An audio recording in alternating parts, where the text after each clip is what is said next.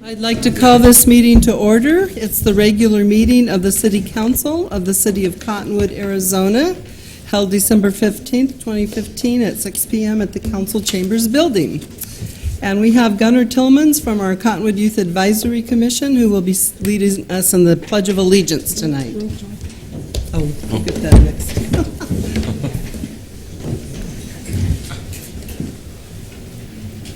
I pledge allegiance to the flag of the United States of America and to the republic for which it stands, one nation, under God, indivisible, with liberty and justice for all. You want to share a little bit of information about the Cottonwood Youth Advisory Commission or yourself or whatever you wish? Yes. Well, I first learned about the CYIC from you, Diane. And that, kind of opened my eyes, and I've seen that there is, youth out there that do care about the community, and I wanted to be a part of that. Thank you very much. Like, where's the thermometer to this building? It's like kind of hot. I was like so cold at home that I put all these warm clothes on. Little did I know it would be nice and warm here. And Madam Mayor, just so you know, the heater was actually broken today, so they obviously got it working. They got it fixed, so thank you for taking care of that. Otherwise, we could have been shivering, right? Okay, roll call. Deputy Clerk? Councilmember Pratt. Here. Councilmember Dowling. Here. Councilmember Alinsky. Here. Vice Mayor Pfeiffer. Here. Mayor Jones. Here. And Councilmember Howergy is absent, and Councilmember Garrison's running late. Okay. Brief summary of current events by the Mayor, City Council, and/or City Manager. The public body does not propose, discuss, deliberate, or take legal action on any matter brought up during this summary unless the specific matter is properly noticed for legal action. Madam Mayor, Bartosh. council members, for those of you who may overeat over the holiday season, we're beginning sign-ups for Looking Good Cottonwood. So if you're anxious to wear off those extra pounds, Looking Good Cottonwood. I think that's about our 4th or 5th year, so it's been a good program. Also, in preparation for what to do with those trees after Christmas, we will be accepting live Christmas trees up at our Public Works station, and where we grind them up and reuse them for I don't know what it is, fertilizer, ground cover, those kind of things. So that'll be the first week after Christmas. We'll be accepting those. Okay. That's it, Madam Mayor. Anything else, council members? Mr. Pratt? Just briefly, along with fellow council members, Mayor, Vice Mayor, and City Manager, we had the Christmas tree lighting in Cottonwood. We've got a real tree again, and we actually got to sing Christmas carols, although I was told that I should perhaps lip sync next time.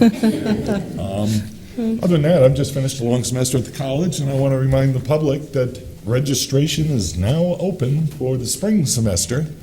Just go to yc.edu, and you'll see we have a selection of really interesting classes. All right. Anything else? Vice Mayor? You can fill them in more in Shop with a Cop, but one of the cutest things that I saw at Shop with a Cop when I went with the mayor and the kids, they were wrapping gifts for the children that picked them out, and one little girl got her grandmother a gift, and the wrapper asked her, well, what's your grandma's name? And the little girl said, Grandma. And the girl said, well, does your grandma have another name? And she looked at the lady like, duh. And she rolled her eyes and she said, yes. And she said, well, what's your grandma's other name? She goes, Grammy. That's why those things are so much fun with the kids. Anybody else want to have a report? Okay, so let's see. On December 2nd, I attended the coffee talk at Randall's. I also attended the Verde Board Advisory Committee for Yavapai College and attended that meeting where all the superintendents were sharing with the advisory committee about their needs from the college. Like the superintendent from Sedona has a room where he'd like them to come and be with the kids or something a few hours a week, and and Barbie Wren spoke as well. And so it sounds like they're working on those things to try to meet those goals, and they're sharing what their needs are. The Verde Watershed Restoration Coalition annual stakeholder meeting was held on December 3rd. I attended that. Different partners shared information on what they've been up to, and awards were passed out. We had a welcome at the Cottonwood Library for veterans, and they showed the movie Debt of Honor, and they had a discussion, and this was sponsored by our library and Arizona Humanities. And that was really interesting, and our library worked really, really hard to get that set up. We would have liked to have had a little bit better attendance by veterans, but usually they say it takes a few times before people realize that we have these events, and it sounds like they'll do it again. You want to mention the community meeting last night? Yes, go ahead. Pardon? I thought you wanted To mention what? the Crestview community meeting last night. Well, you can. You were No, it's there. fine. Last night we had the Crestview meeting. It's a homeowners group, the Crestview homeowners, and they're very prepared. They had a lot of questions. It took us about 2 hours to get through all the questions, maybe a little longer. We were running over our 8:30 deadline, and Councilmember Garrison and Councilmember Elinsky attended. And I'd like to thank, as always, the city manager and his staff, because they're the ones that do all the work in preparation, and we do appreciate them. That Monday on the 7th, Pearl Harbor Day, I went over to the village of Oak Creek, and John Cornelius raises funds every year for the disabled veterans at the VA hospital in Prescott. And he's 97 years old, and he still calls up and gets all of these fabulous prizes that they have a raffle for. And also Ron and Bev Luce were both there also. And so thank you for being there and helping with that. They made $17,000 this year. A lot of times they make about 21. I think it was down a little bit. And that might be because it's getting harder for John to do everything he did when he was only 93. But he's just an amazing worker, and they've raised in the past, I think it's about 10 years. Is it about 10 years, Ron, they've been doing this? And they've raised more than $180,000 for disabled veterans, so it's pretty awesome. And I also went to meet and talk to Tim Ernster of the Rotary, and I guess there's going to be a mayoral chili cook-off in May. So I went to find out what I had to do, and I have to make 900 3-ounce servings of chili. So yes, I will be busy in May. And I guess I'm going up against the mayor of Sedona, and they're going to talk to some others also. But that should be fun, and we'll try to get the city manager and others involved maybe. Okay, so on the 8th,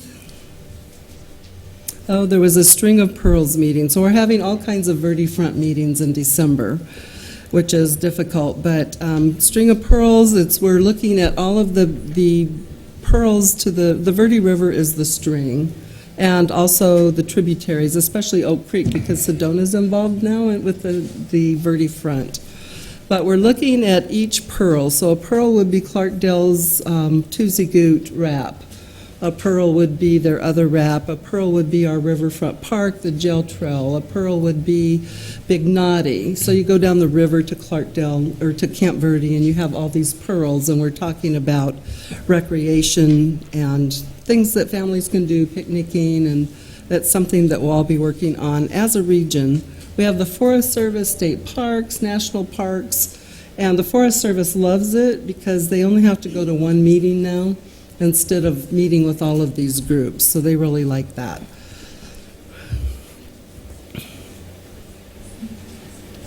The next day we had the Verde Front Leadership Council meeting for 3 hours. And I usually have all of these typed up, but didn't get that done today. I'm just cruising through my calendar here. The Northern Arizona Healthcare Guardian Air has a new place to store their helicopters, their medical helicopters. And that's over on Airport, it's not an airport road. What do you call that road, Doug, that's, or you firefighters, you would know?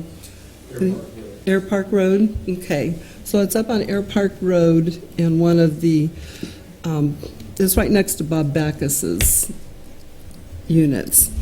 And it's really nice, it's going to be so nice for the people that fly the helicopters. They were stuck in just like a one-room area over by the hospital, and they actually repaired a motor for the helicopters out in the open because they didn't have any place to be. So now they have a big storage place where they can store 2 helicopters, and their workers will have a place to sleep.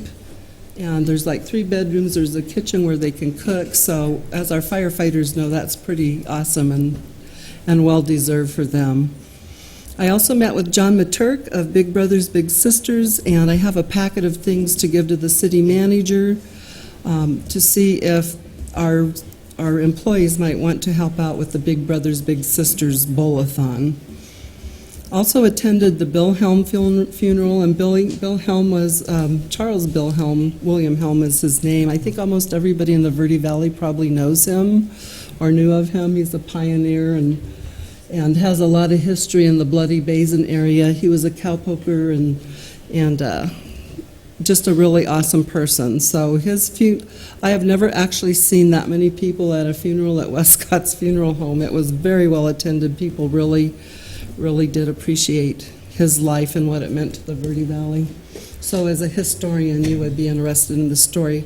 His wife, Billie Jean, wrote a book about him that's very interesting, about his pioneer spirit in the Verde Valley and Bloody Basin. Then I attended the Holiday Band and Choir, and this was a free event at Mingus Union High School. It was really a great, talented event. We have so many talented people in our schools.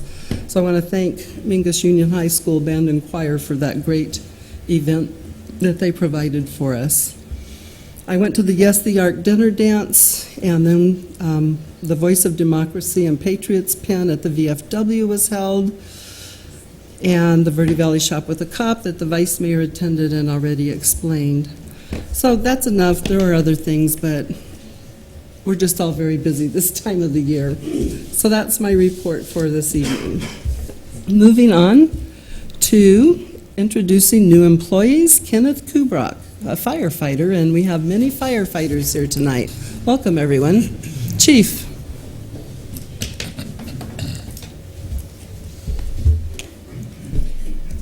Madam Mayor, Vice Mayor, Council, it's my privilege tonight to introduce to you our newest firefighter, full-time firefighter with the City of Cottonwood Fire and Medical Department, Kenny Kubrock. Kenny is a native of Cottonwood, born here, went to school here, has spent all but a couple years of his life here, graduated from high school here, participated in football, baseball, wrestling, spent 16 years in the collision repair industry, has extensive background, obviously, in repair of vehicles.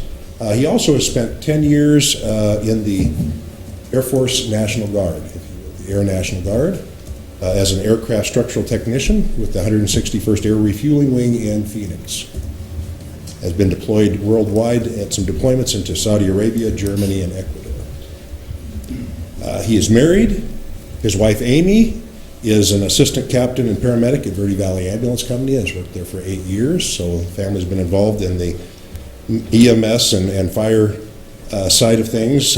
Kenny was a volunteer firefighter with us for about 1.5 years. Also was a reserve at Clarkdale Fire, and had just started at Camp Verde as a reserve when we hired him away to a full-time position, which he started with us on November 15th. In the audience tonight with us is his father, John Kubrock, who retired from the Cottonwood Police Department a few years back. John, why don't you maybe even come up here? Come on up, John. Come on up. So, Kenny is now second-generation Kubrock, full-time public safety employee with the City of Cottonwood. So, and we're happy to have Kenny aboard. We think he's going to bring a lot to us in the department, and after an extensive testing process, he came out on top because he's really a go-getter, and we're really happy to have him with us. And we got the crews here tonight to support him in they're happy he's with us too. So they like having a new boot or somebody to do all that kind of work. Yeah, I think we've lived on the same street for about, 25 years now? Drive by your house often? When your kids were all little, they were growing up in that house. Yeah. I just want to say thank you very much for giving me the opportunity to be part of the organization. It's my dream to become a full-time firefighter. I say there's nothing more rewarding to being able to serve the community that you were born and raised in, and the community that I raised my family in. So I just want to say thank you. And congratulations, because I know it's a very competitive process, and there's a lot of competition for these positions, so we're very proud of you. All right, so we'll get a photo of you and the firefighters, and the city manager, and the chief, of course. We've got a good crew here, so come on up. Come on, Dad.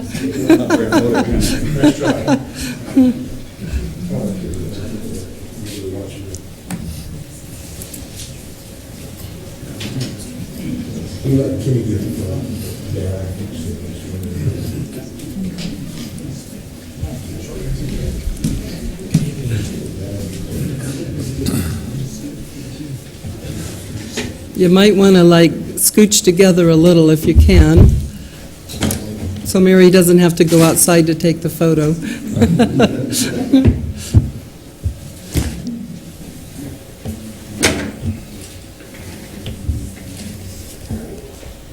Thank you very much. Congratulations. Thank you all for being here to support your new brother.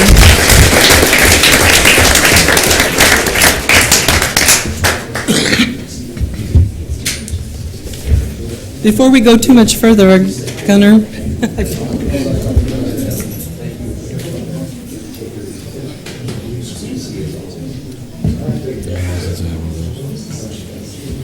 so our printer's having a little trouble. We'll fix that, but we just wanted to say thank you on behalf of the Cottonwood City Council for all you've done for the CYAC. Thank you. We appreciate you.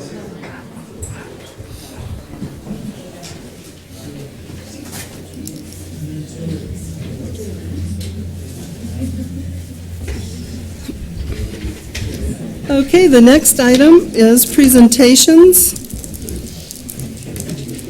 If you want to note in the minutes, and you probably already have, that Councilmember Garrison has arrived. Okay, thank you. Presentation of a check from proceeds of the Cottonwood Fall Classic Disc Golf Tournament to representatives from the Verde Valley Military Service Park Committee.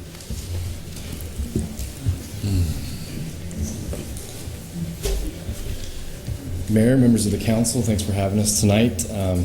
First, a brief introduction of the tournament itself.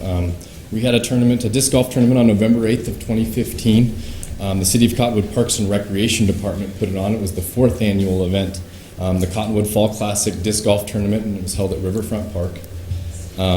Overall, the event itself was a great success. A lot of planning, a lot of effort went into it, but we were able to sell the tournament out. We had 81 players participate, and they were from all over the state. I didn't really know what to expect, but we had players from Phoenix, Flagstaff, Prescott, Kingman, all around the state of Arizona, and they were all very happy with the event that we were able to put on, and also the course that we have. I was able to learn a lot being the first year, that the City of Cottonwood has a tremendous resource in that disc golf course. There are people who really regard it very highly, and they regard it highly from across the state of Arizona. So it's got a really good reputation and something that's worth having. So wanted to make sure and note that. Also want to make sure and note that without the help of certain Mr. Eddie Diaz, the tournament probably wouldn't have been able to go. He has a great passion for the sport. He also has a great passion for helping kids learn the sport, so much so that he started a 501c3 nonprofit called Disking for Kids. And this organization, with the help of Eddie, was able to raise a little bit of money in the form of a raffle at the tournament, and also just promote the sport in general. I'd like to turn it over to Eddie for a couple of words to help him tell you a little bit about what his nonprofit is. Thank you very much for giving me the time. Mayor Jones, glad to see you again, and council, glad to see you all. As you said, my name is Eddie Diaz. I'm from Flagstaff, Arizona. I've been retired now going on 4 years, and I took up disc golf about 3 years ago. And I realized our youth needed something to do. So what I did is, Discing for Kids is a nonprofit foundation created to teach the fundamentals of disc golf to our youth. We are in collaborations with the FACS program, an after-school program with the Flagstaff Unified School District. We mentor 50 kids per day, approximately 200 to 250 a week in the fundamentals of disc golf. We started with 25 kids back in April, and by the end of the school year, I'll have put 750 discs into them kids' hands. And what I love about it is there's no internet required. Not at all. That's good. And the kids, they get out and they get to have fun. We also had a tournament here back in April, which was the Spring Classic. We were able to donate over $600 to the veterans also, from that tournament that we had. I talked with disc golfers. I'm affiliated with a variety of clubs.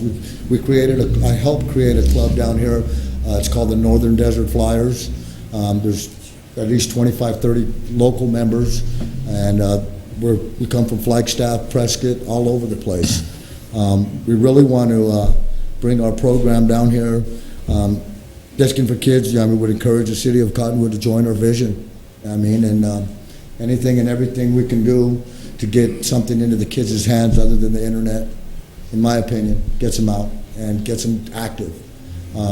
We do have the after-school program. We're working with Ryan, and hopefully we're going to be able to get it down here with the recreational program. And with the support of the council and the mayor, we're looking forward to coming down and being a part of your community. And I thank you all very much for your time. I'm going to go ahead and give it back to Mr. Bigelow. Thank you. So with that being said, to keep with the theme of the tournament, the first 3 years they were able to donate back to various veterans causes.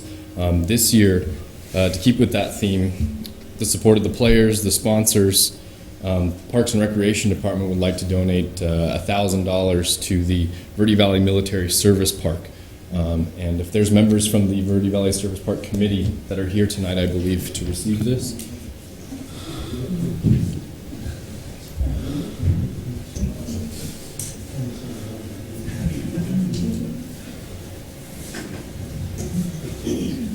So why don't you all come up, come back here.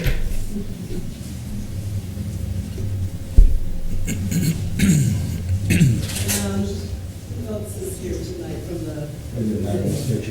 That was a lot of help.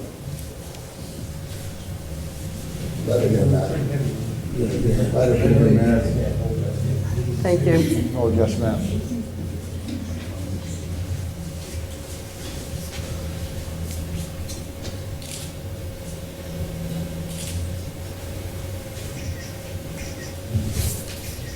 So I'd like to thank the members of the committee, meeting every week and going great guns. You're very welcome. Thank you. Thank you. Thank you for your service. Well, why, no, it's for you. That's what you asked. You cash it.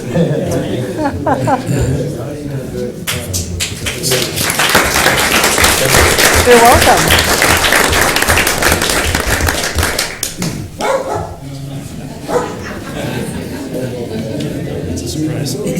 Do we have a puppy in here somewhere? Yes, we do. Okay.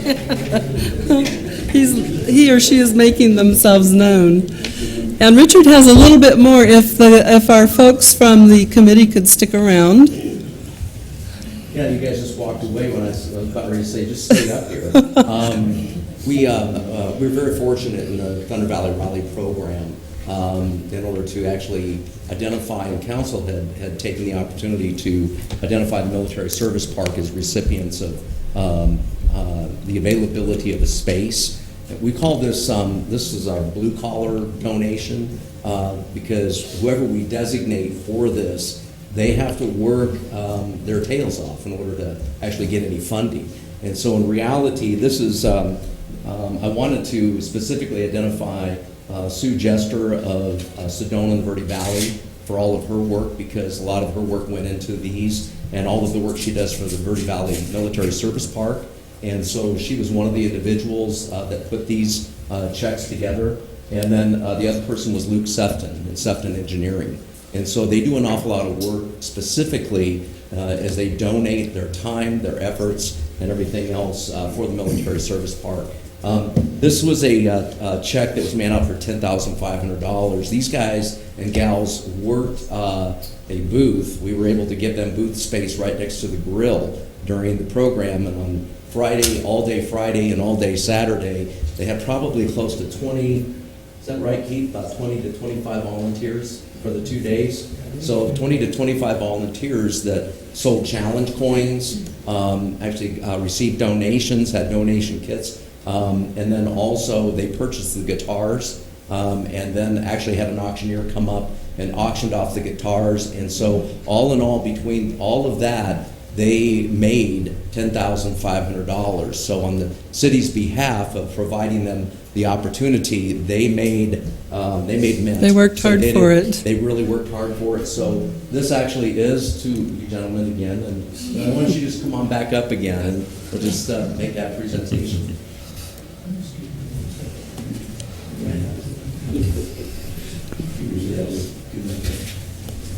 Thank you.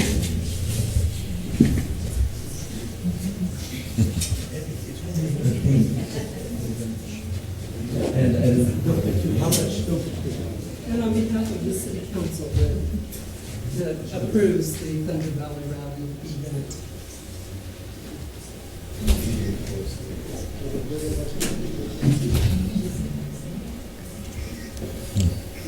So thank you for all your hard work to make this happen. I see you guys sitting out in the hot sun and Camp Verde and Cottonwood, and I think you have been at a Cornell event too, it seems like. Yeah, you're just everywhere trying to raise funds for the Verde Valley Military Service Park. And do you want to share a little bit how someone could invest in the park? Well, we have two different ways you can invest. Number one, if you're a military veteran, or if you have, if you're a military veteran, or if you know of a military veteran that is affiliated with the Verde Valley of any way, shape, or form. We have some inscription forms at the Cottonwood Parks and Recs office. You can fill out $75 and you get a name engraved based on the branch of service you're in. Particularly the Marine Corps, they're the biggest one. Right? Whoops, okay, let's we go through this at our meetings every week. And then the second way, we have challenge coins, which is a military, object, I guess you'd call it. If you put this challenge coin on the bar and nobody else has one, somebody else doesn't have one, then they have to buy all the drinks. So there's a major benefit to these, and they're $20, and you can buy them at the VFW, or you can get a hold of somebody at the Parks and Rec, and they'll point you in the direction of who is selling them. And it's a good investment. It's going to be an outstanding park. I happen to have a few with me for sale, so just break out your $20 bills, please. And you can always contact me. I have some also. And thank you for the city council and Mayor Jones for helping us out. Appreciate your You're welcome. Yes. I think I bought one Thunder Valley Rally. Thanks, sir. So I would just like to thank the city council, because the city council approved a site for this, and so all of the members of the council, we wouldn't be having the Verde Valley Military Service Park if it weren't for my colleagues on the city council who allocated some land in Garrison Park near the Yavapai County building for this project. So I'd like to thank each one of you very much for supporting it like you all do. Okay, moving on to the next item is recap of the 2015 Historic Home and Building Tour. Councilmember Elinsky and Mr. Bigelow are going to explain this.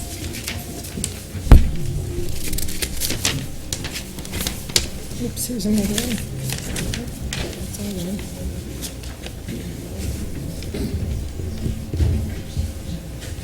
Madam Mayor and members of the council, thanks very much for giving us the opportunity to present to you tonight. This is Ryan Bigelow. Everybody knows Ryan. He works for the city for Parks and Rec. He also was one of the original members of the Cottonwood Historic Preservation Commission. And my name is Tim Olinsky. I serve on City Council. Also original member of the Cottonwood Historic Preservation Commission.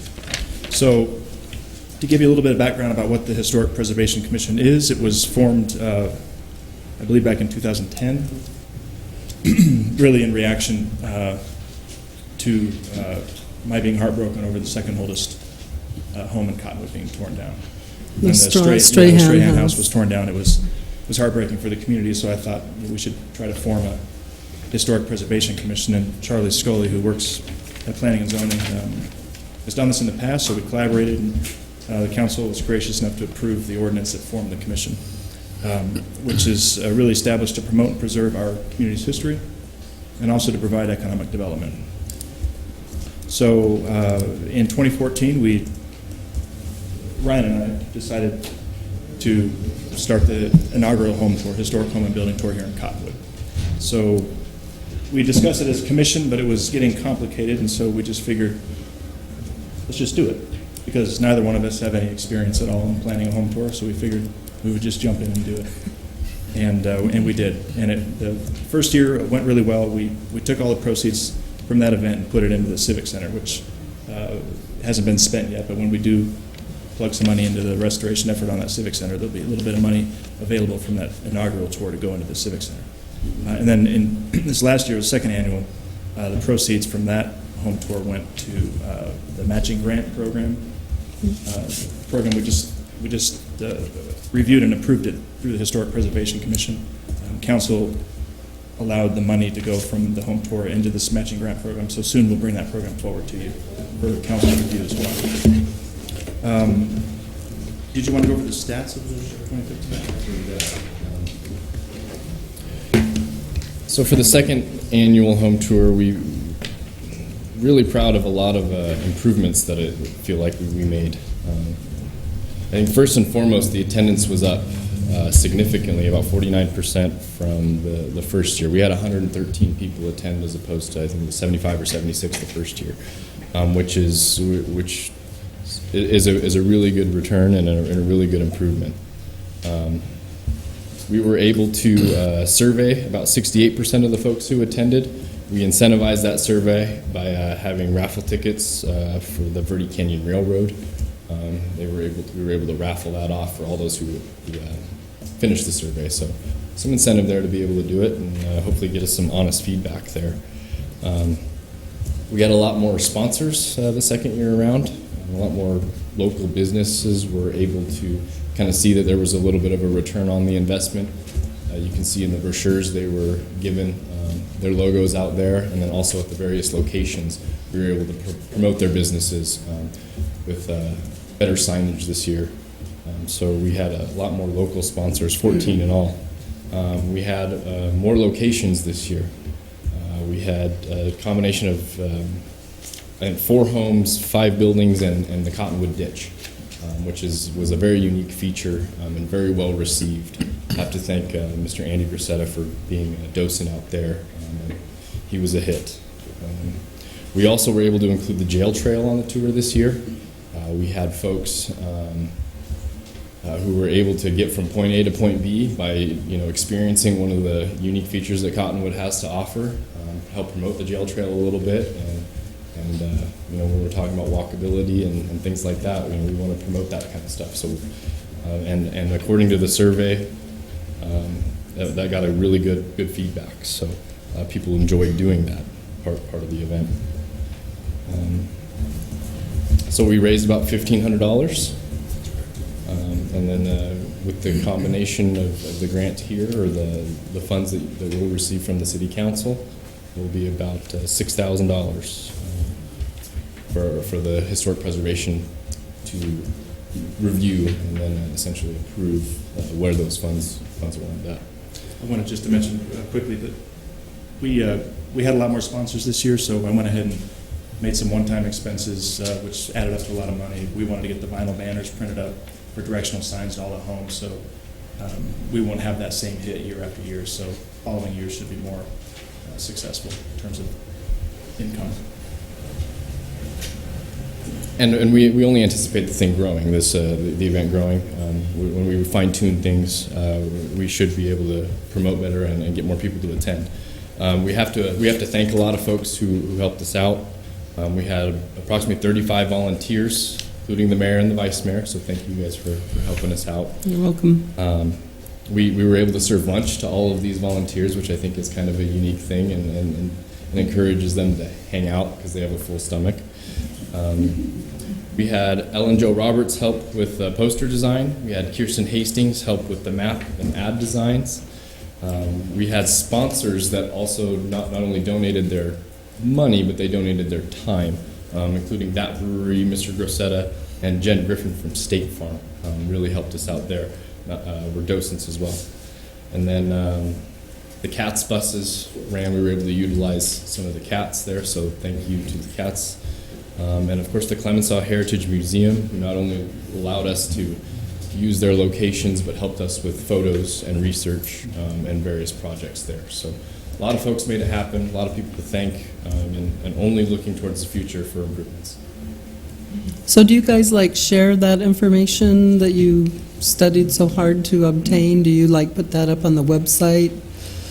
Are you planning to, or you want to keep it? Yeah, that's a great question. So you visited the city's website. we have a small page. Is it there? No, it's not. Okay. We have a small page for the Historic Preservation Commission on the website. We have a lot of great ideas on how to flush that page out, but so far We're restoring that website, so Yeah. it all takes time, I Yeah. understand. everything. I've been urging the commission to wait on these ideas because the city's looking at redoing its website, Right. and at that point we have a lot of information. And one of the things we'd really like to do is be able to have overlays on a GIS map, so you can get layers and layers of information on homes that we have research available for. So it's we have big ideas. It's just going to take a website that can power them. Right, all that research you do could be so valuable Yep. for people to learn about. Yeah, I know so- Glenda Farley does a lot of studies, and there's a lot available on the Verde Independent website. Right, she's a tremendous Yeah. resource for us. She She really is. is. And Charlie, his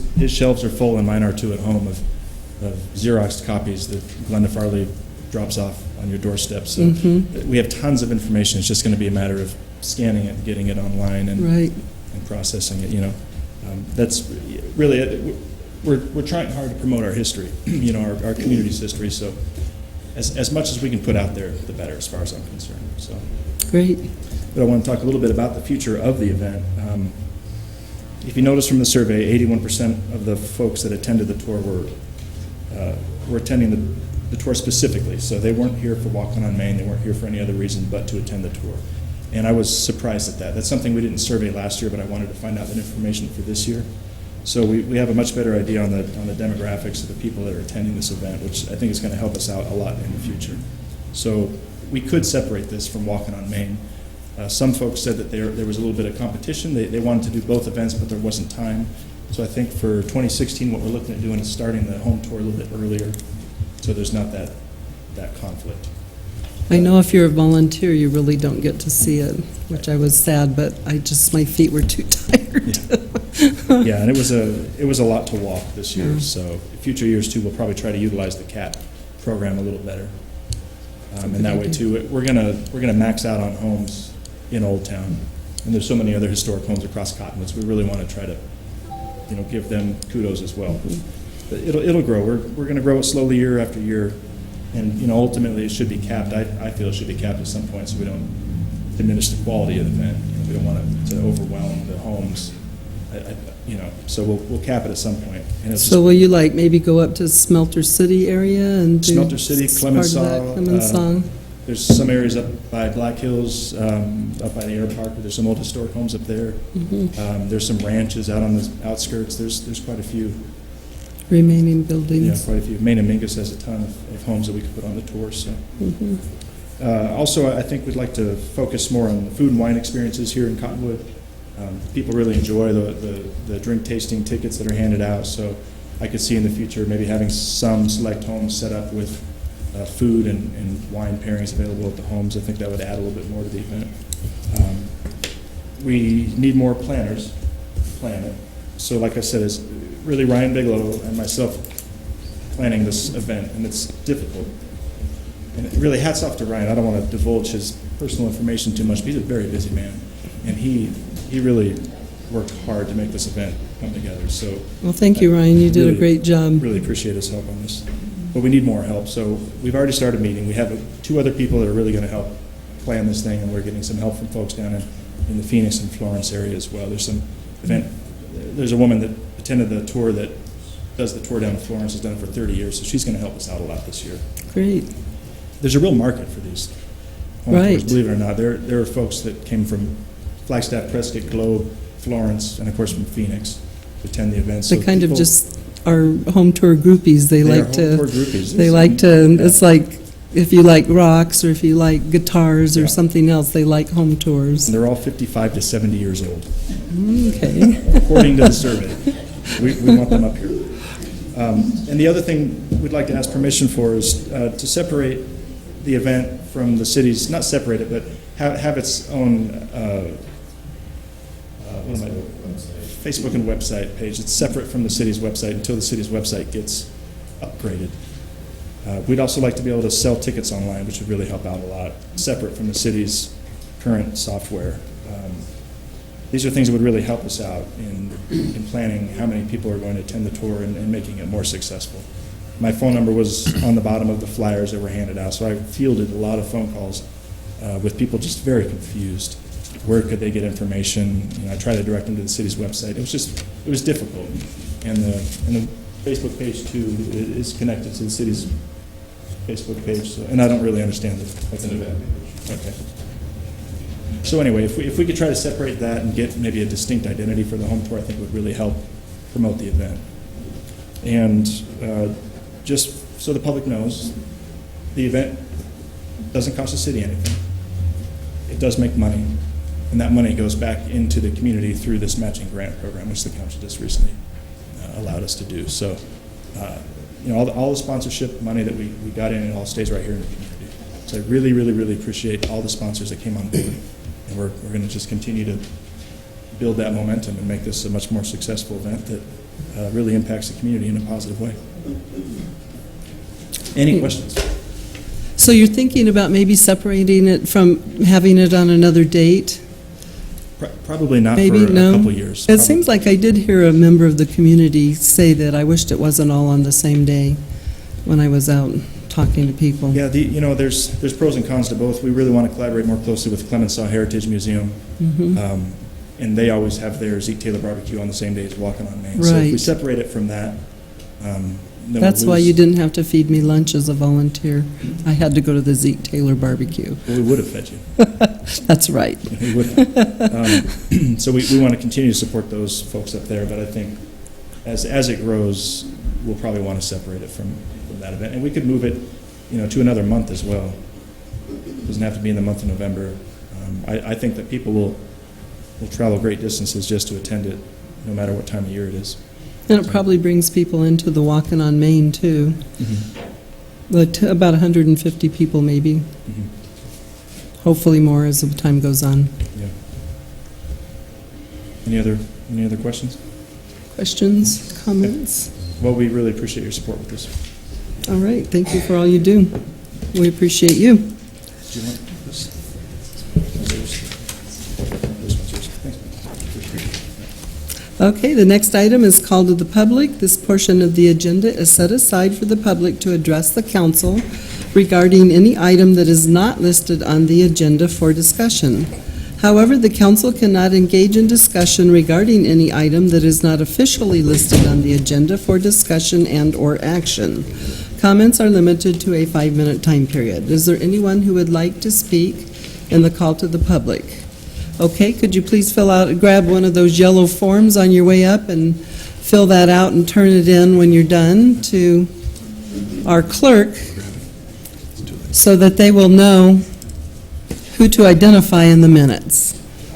And if you could just go ahead and give your name and Yes, ma'am. address. I may be I'm not sure this is the right time to be doing it, because my concern is about the new business that will be coming up.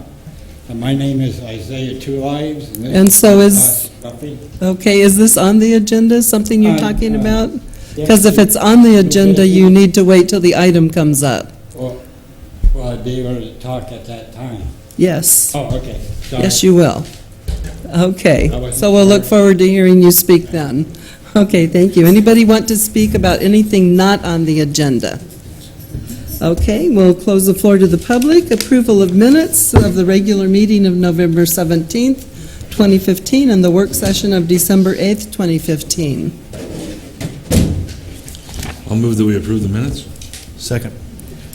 Mr. Dowling made the motion, Mr. Elinsky seconded it. All in favor? Aye.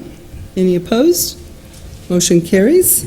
Comments regarding items listed on the agenda are limited to a 5-minute time period per speaker. Consent agenda. The following items are considered to be routine and non-controversial by the council and will be approved by one motion. There will be no separate discussion of these items unless a council member or a citizen so requests, in which case the item will be removed from the consent agenda and considered in its normal sequence on the agenda. Item number 1 is license agreement with APS for placement of a card reader within city right-of-way. Item number 2 is resolution number 2819, appointing Ricky Vergara as a civil traffic violation hearing officer and establishing her term of office. Item number 3 is new liquor license application submitted by Beatrice A. Rodriguez Acero, applicant for Adriana's Mexican Restaurant, located at 1124 North Main Street, number A. Item number 4 is special event liquor license application submitted by Beth Kennedy, applicant for the Verde Valley Fair Association, for an event scheduled for January 30th, 2016 at the Verde Valley Fairgrounds, located at 800 East Cherry Street. Judge, do you want us to pull your item for discussion, or is it okay to just leave it on the consent? It's okay, just leave it on. Okay, all right. Are there any items that council members would like to pull for discussion? Are there any items that a member of the public would like to pull for discussion? If not, I'd entertain a motion. Mr. Pratt? I move to approve the consent agenda. Second. Mr. Pratt made the motion. The vice mayor seconded it. All in favor? Aye. Aye. Any opposed? Motion carries. New business. The following items are for council. Mayor, Oh, yes, we want to read those resolutions. All right. Deputy Clerk, please read Resolution Number 2819 and Resolution, that's it, 2819 by title only. Resolution number 2819, a resolution of the mayor and city council of the city of Cottonwood, Arizona, appointing Ricky Vergara as a civil traffic violation hearing officer and establishing her term of office. Madam Mayor. Thank you. New business. The following items are for council discussion, consideration, and possible legal action. Item number 1 is Resolution Number 2821, appointing members to the Cottonwood Youth Advisory Commission. Hezekiah Allen, and we also have Kirsten with us. Kirsten, is it Jones? What, Hastings? Hastings, okay. Kirsten Hastings with us tonight. Madam Mayor, Council, as always, thank you for your time this evening.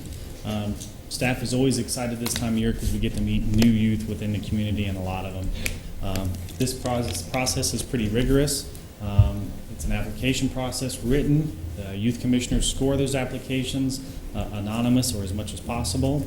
And then there's an interview process, and then those two scores are combined, and then the top applicants are the ones that the Youth Commission requests that the council seat.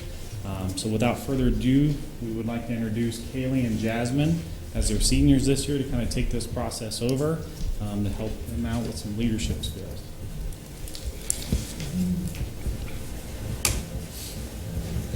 Good evening, Madam Mayor and Council members. Good evening. I'm Jasmine Banks, and this is Kaylee Gordon. We are seniors on the Youth Advisory Commission, and we hope to be filling in leadership positions as well in an upcoming meeting. And Kaylee will announce our requested action. Parks and Recreation staff and the Cottonwood Youth Advisory Commission respectfully request that Council reappoint For the 2015-2016 term, incumbent Youth Commission members Gabrielle McCooch, Krista Earl, Kaylee Gordon, Jasmine Banks, and Evan Schneider to another one-year term. Gabrielle, Krista, and Evan are unable to attend tonight because they're at athletic events. Also, the commission is also requesting to seat last year's alternate member, Gunnar Tillman.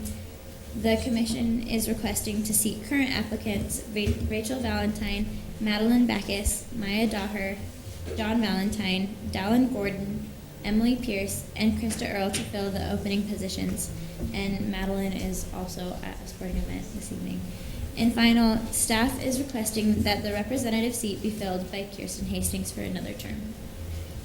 And now I will turn the time over to Jasmine for the suggested motion. If the council desires to approve this item, the suggested motion is, I move to approve resolution number 2821 and reappoint Jasmine Banks, Krista Earl, Kaylee Gordon, Gabrielle McCooch, and Evan Snyder, and then to approve inserting the names of Gunnar Tillman, Rachel Valentine, Madeline Backus, John Valentine, Maya Daher, Dallin Gordon, Emily Pierce, and Mary Earl, as well as fill in the community representative seat with the name of Kirsten Hastings. Thank you. Thank you. And then if council would like to ask any of the applicants any questions, majority of them are here, and we can field those questions. Yeah. I just want to comment on how impressed I am with our young people in this town. It just says something else good about Cottonwood, and I appreciate you all being willing to volunteer your time and spend your time helping the youth of Cottonwood and helping the city of Cottonwood serve our teams. Even you, John. So I would like to ask members and prospective members who have parents here to please introduce your parents.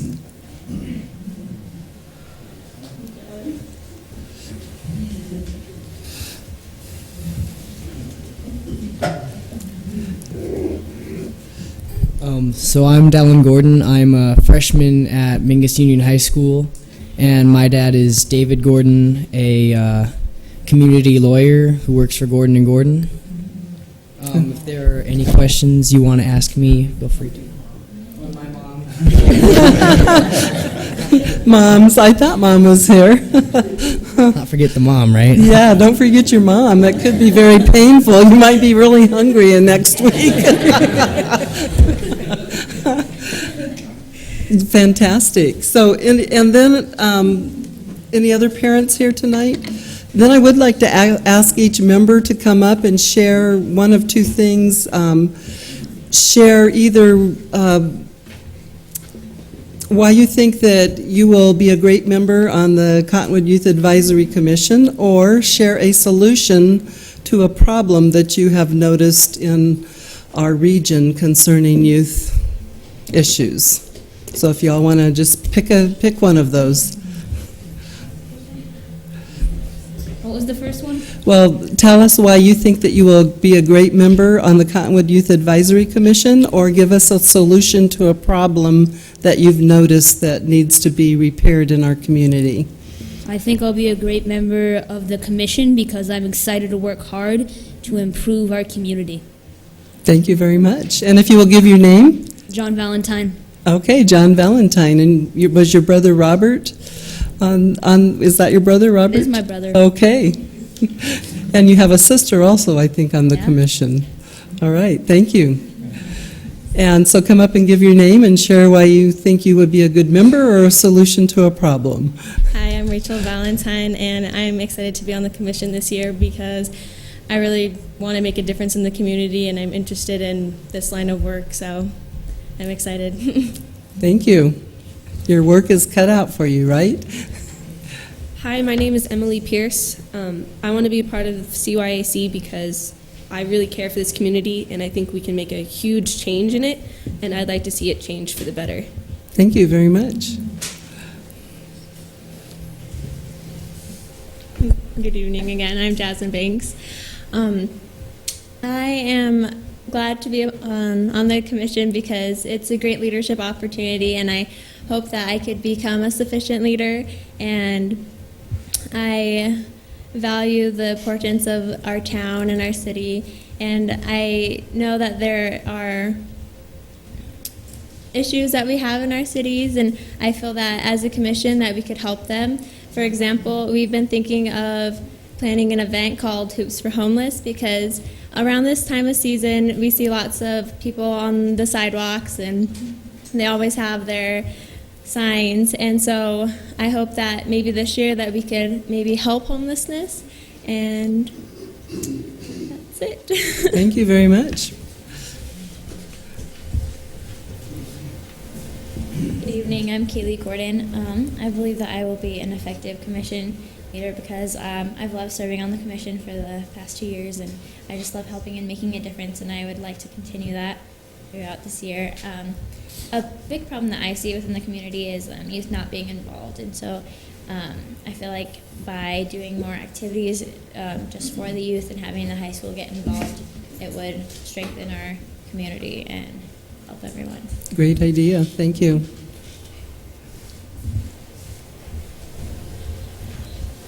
Hi, my name is Mary Earl, and I'm excited to be on the Youth Commission because I have a program that I want to try to bring to Cottonwood called Better Bucks, and it's used in Flagstaff, and it's a voucher system for the homeless funded by the city, and it's to ensure that they use their money in a safe way so they can't buy anything that will harm them. So Great. Thank you.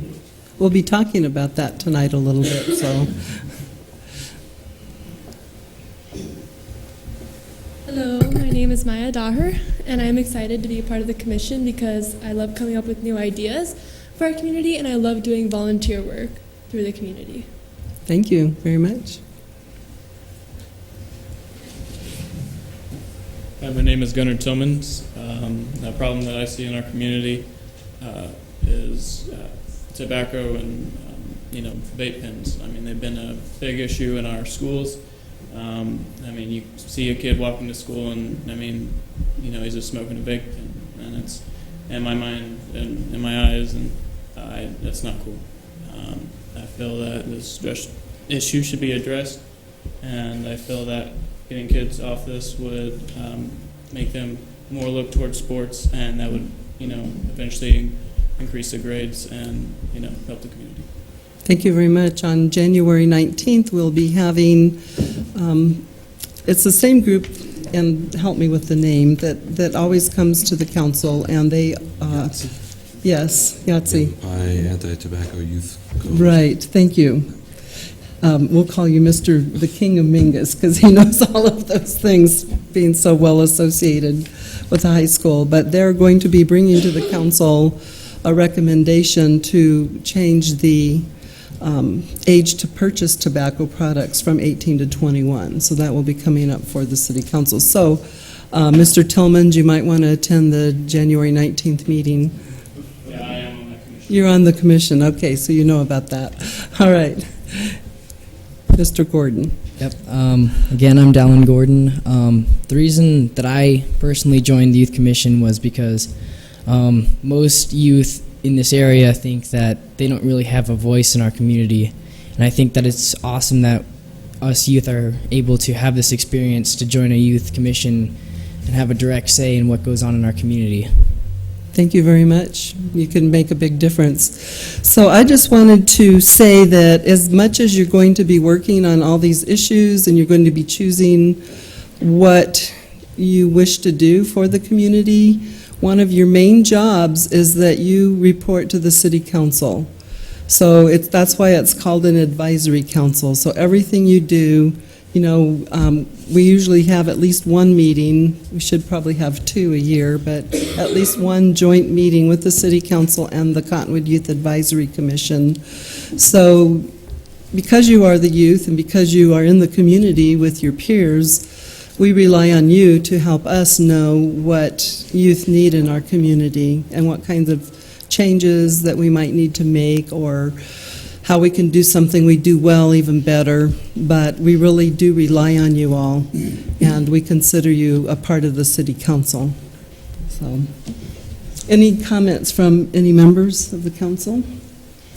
Is it time for a motion? Are you finished? Do you have more? We're done. You're done?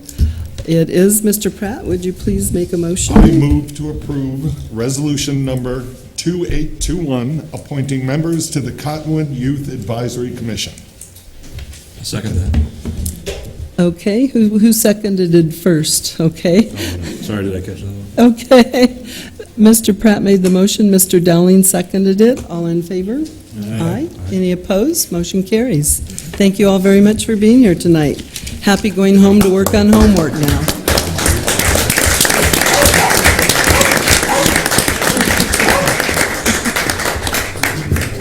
Sounds like a dog approves. Okay, the next item is acceptance of River Recreation Planning Grant from the Nature Conservancy, Walton Family Foundation. Madam Mayor, There's a resolution to read. Yeah, Pardon? Oh.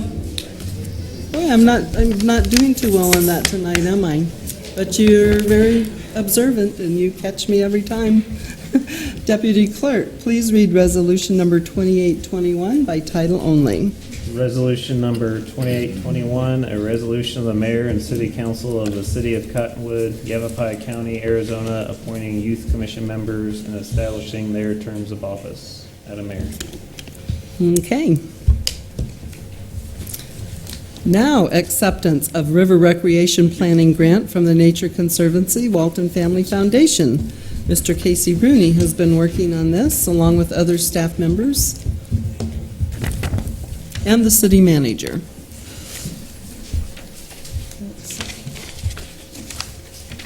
Thank you.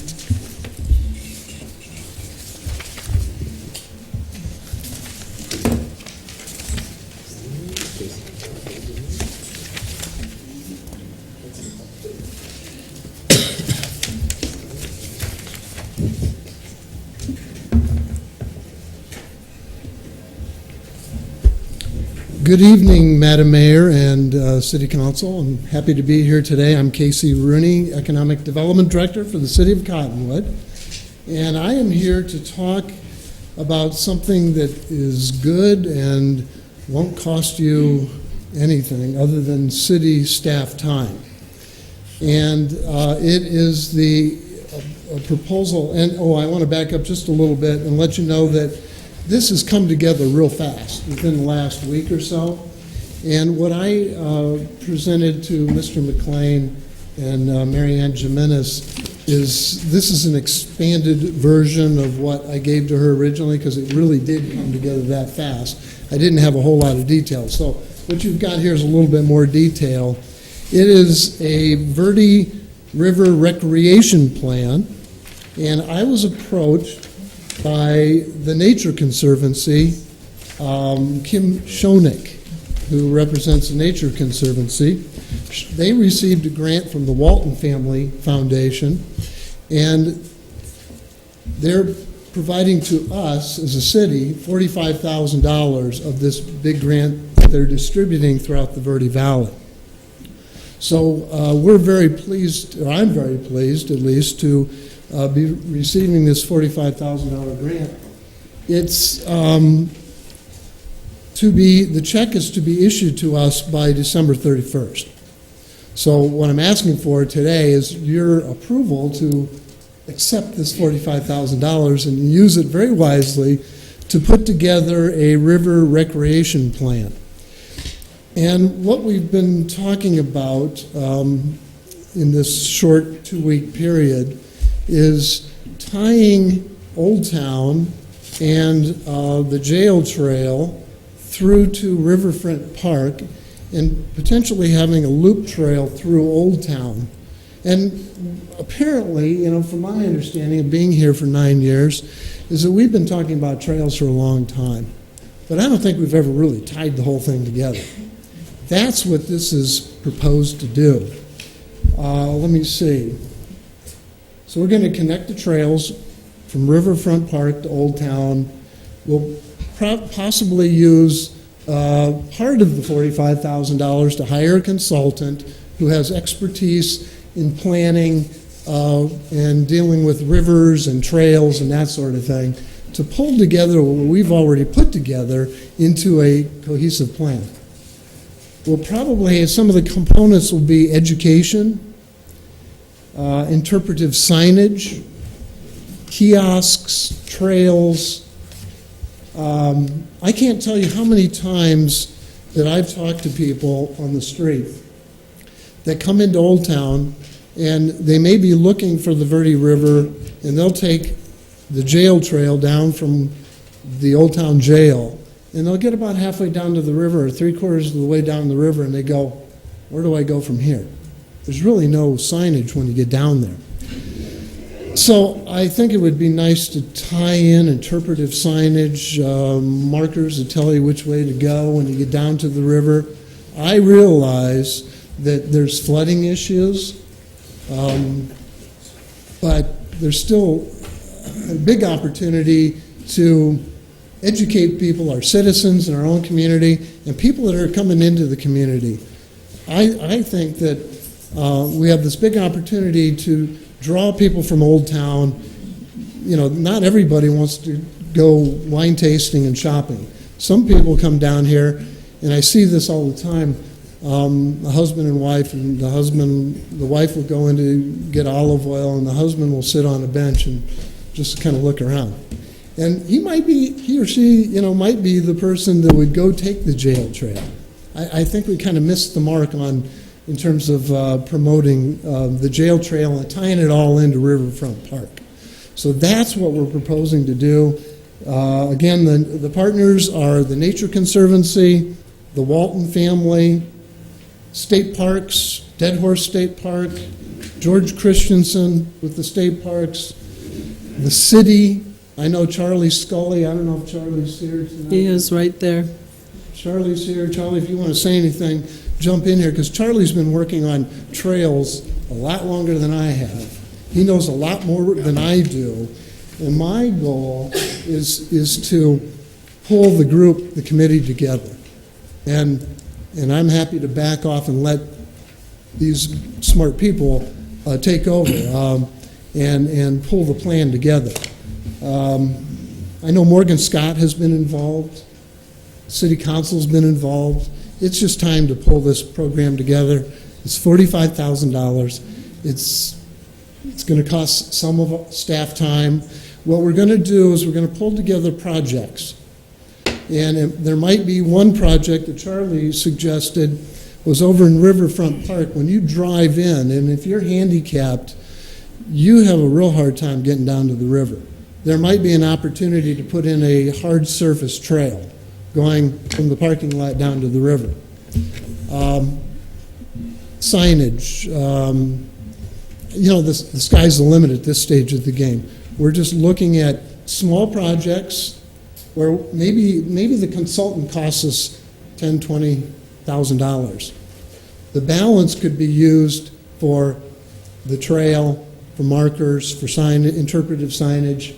I would love to see some signage when you go down the jail trail and you get towards the river, and I could see which way to go. I understand what these people are saying. I'd like to see signs that tell me what I'm looking at. Birding, river, all these other things. I also understand that we have floods, but I think there's ways to deal with this and to anchor signage in, and that's basically the proposal.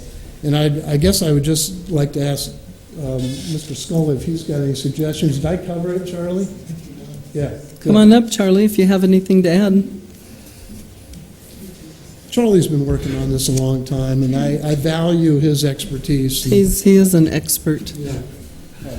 Like you said, we just heard about this last week, but the Nature Conservancy has a lot of experience, as we know, working with these communities to help improve areas. In particular, they have a Verde River program that's been strong for a very long time. This program is similar to what the same funding source and same program assistance that Camp Verde got and Clarkdale got. I think they looked at the middle here where we have a shorter section of the Verde and said, they wanted to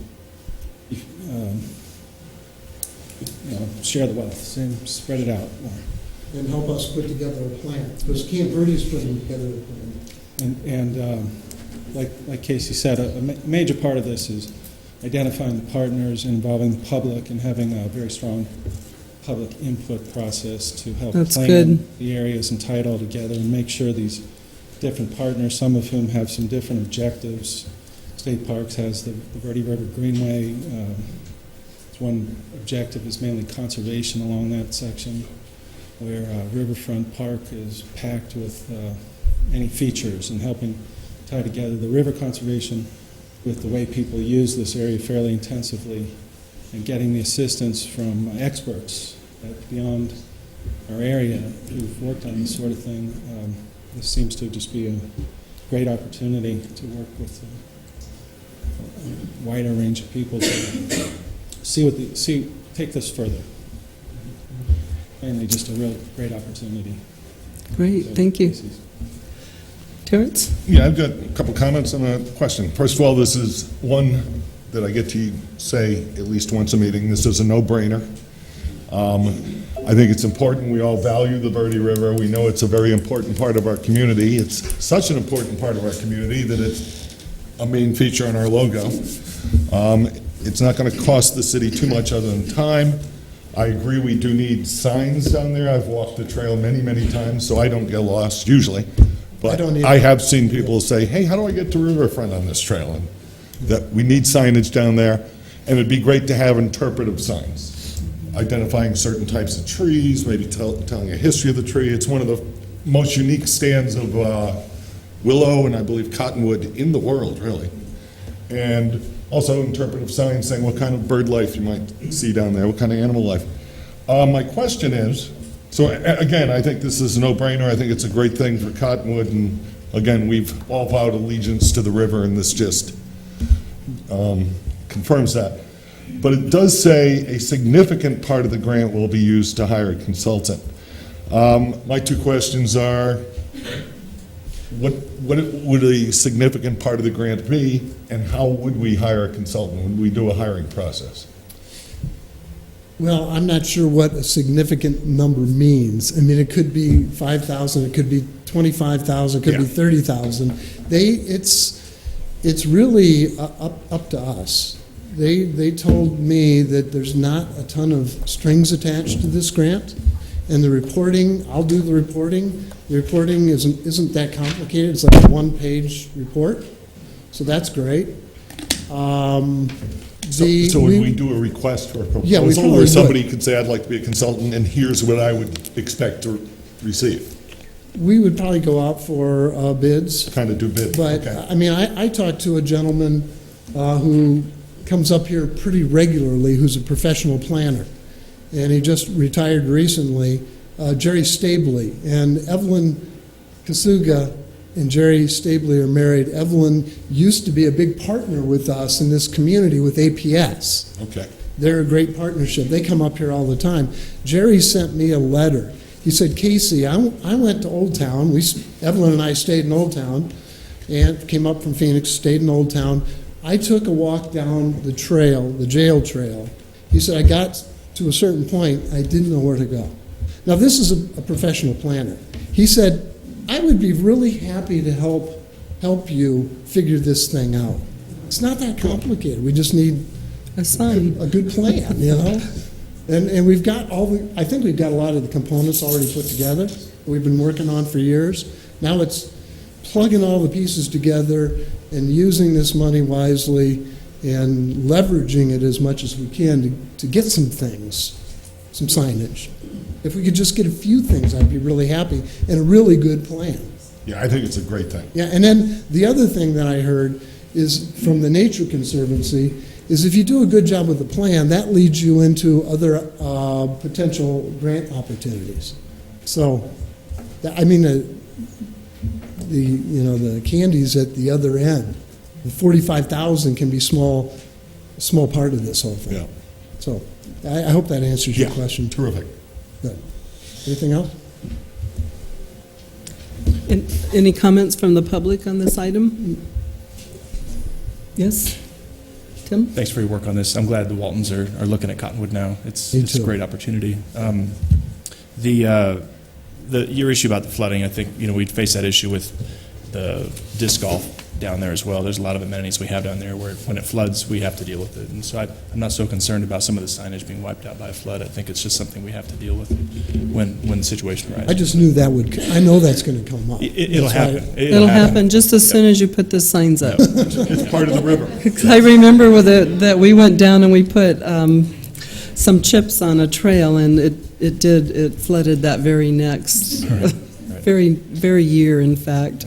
But it's no reason to not put the signs up That's initially. right. You know? That's, you know what's going to happen. And then secondly, I would really encourage, I don't know if there's going to be any opportunity for, planning committee to work on this or whatever, but I would really encourage universal signage, particularly with the geotourism effort that we're promoting so much. We're going to be getting a lot of visitors from out of country.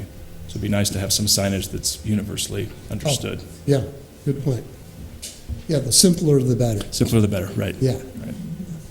Any other comments on this item? Mr. Pratt, We'll make a motion. please.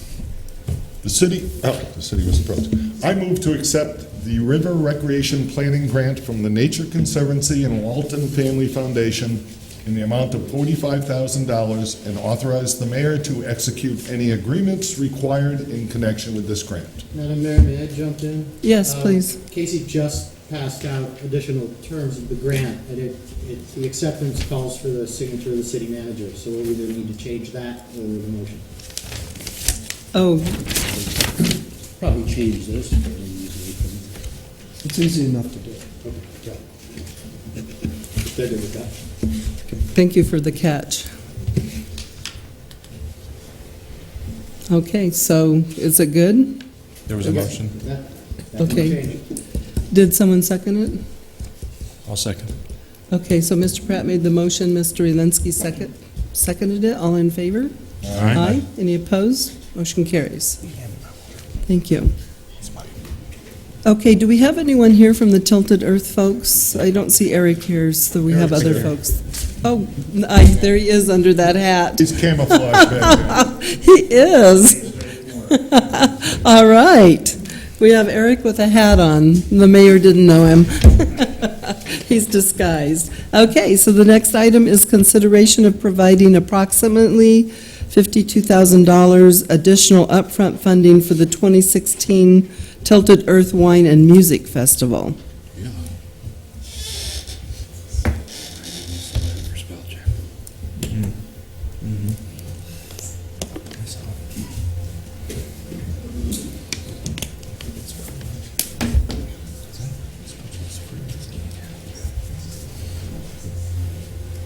Madam Mayor, Council, Mr. Golomsky and myself will kind of tag team this.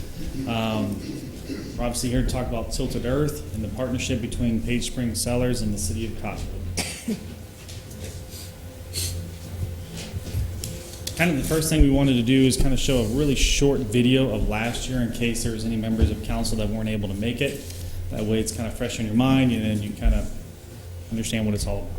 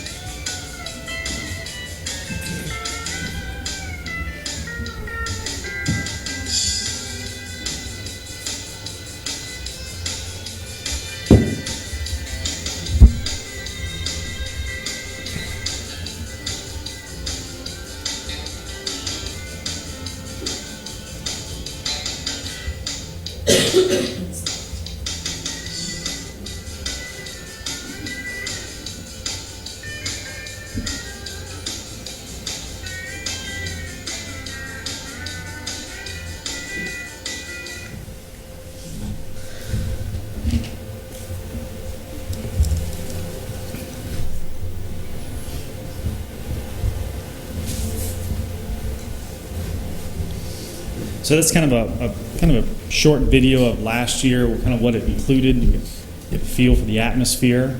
Quick overview of kind of what we're asking for from the 50,000 foot level is in 2014, council decided to sponsor the event by giving $20,000. It was a given, it was a gift or a sponsorship to support the program. There was not a return on the investment expected other than the benefits outside of cash-to-cash delivery. For 2015, the request has become more of a 50-50 partner in this program, financially and responsibility-wise.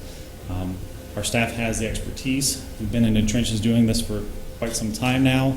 Eric has a great staff as well, artistically, culturally, great pulse on what the community and the area, Southwest region is looking for this type of a program.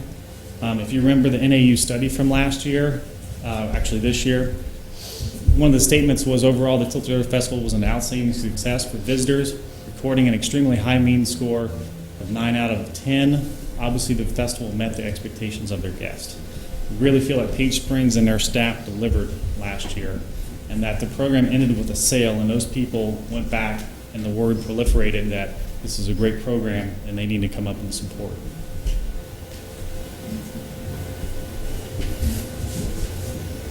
Eric, anytime, feel free to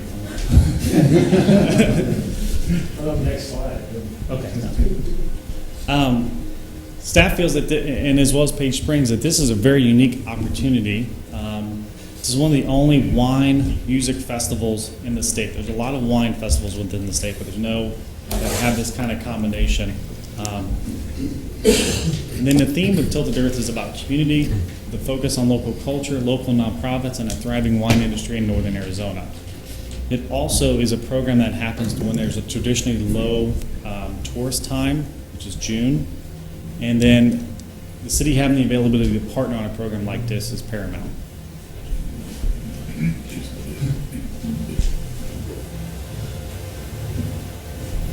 Last year from the study, our attendance was approximately 3,000. Average household income for those guests was about $86,504, and 46% were from Maricopa County.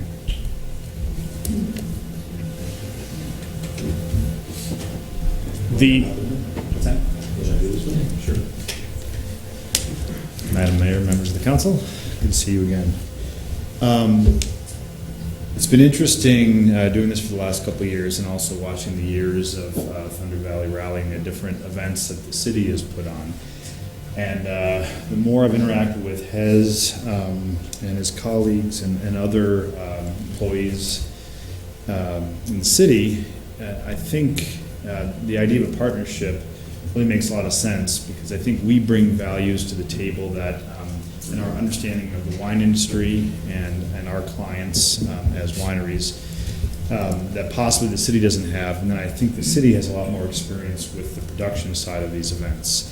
And when we kind of put the marketing engine of the wine industry together with all the skills, the police force and security, transportation, infrastructure, simple things like fencing and generating and all the things that Hez understands, I think it's a perfect kind of symbiotic relationship. Having said that, we have kind of sat down and looked at our strengths. And if you see Page Springs Cellars, we already have an entity set up, and it seemed like it would be easy enough to run all the finances through that with, of course, total visibility to the city. So we'd handle accounting and legal. We have a volunteer attorney, Gamage Burnham from Phoenix, is on board. We've already built 2 years of branding, and we'll continue to build upon that. We're already set up to handle advanced ticket sales, which is actually a pretty big commitment between the internet and phone and all the other avenues where people can buy tickets.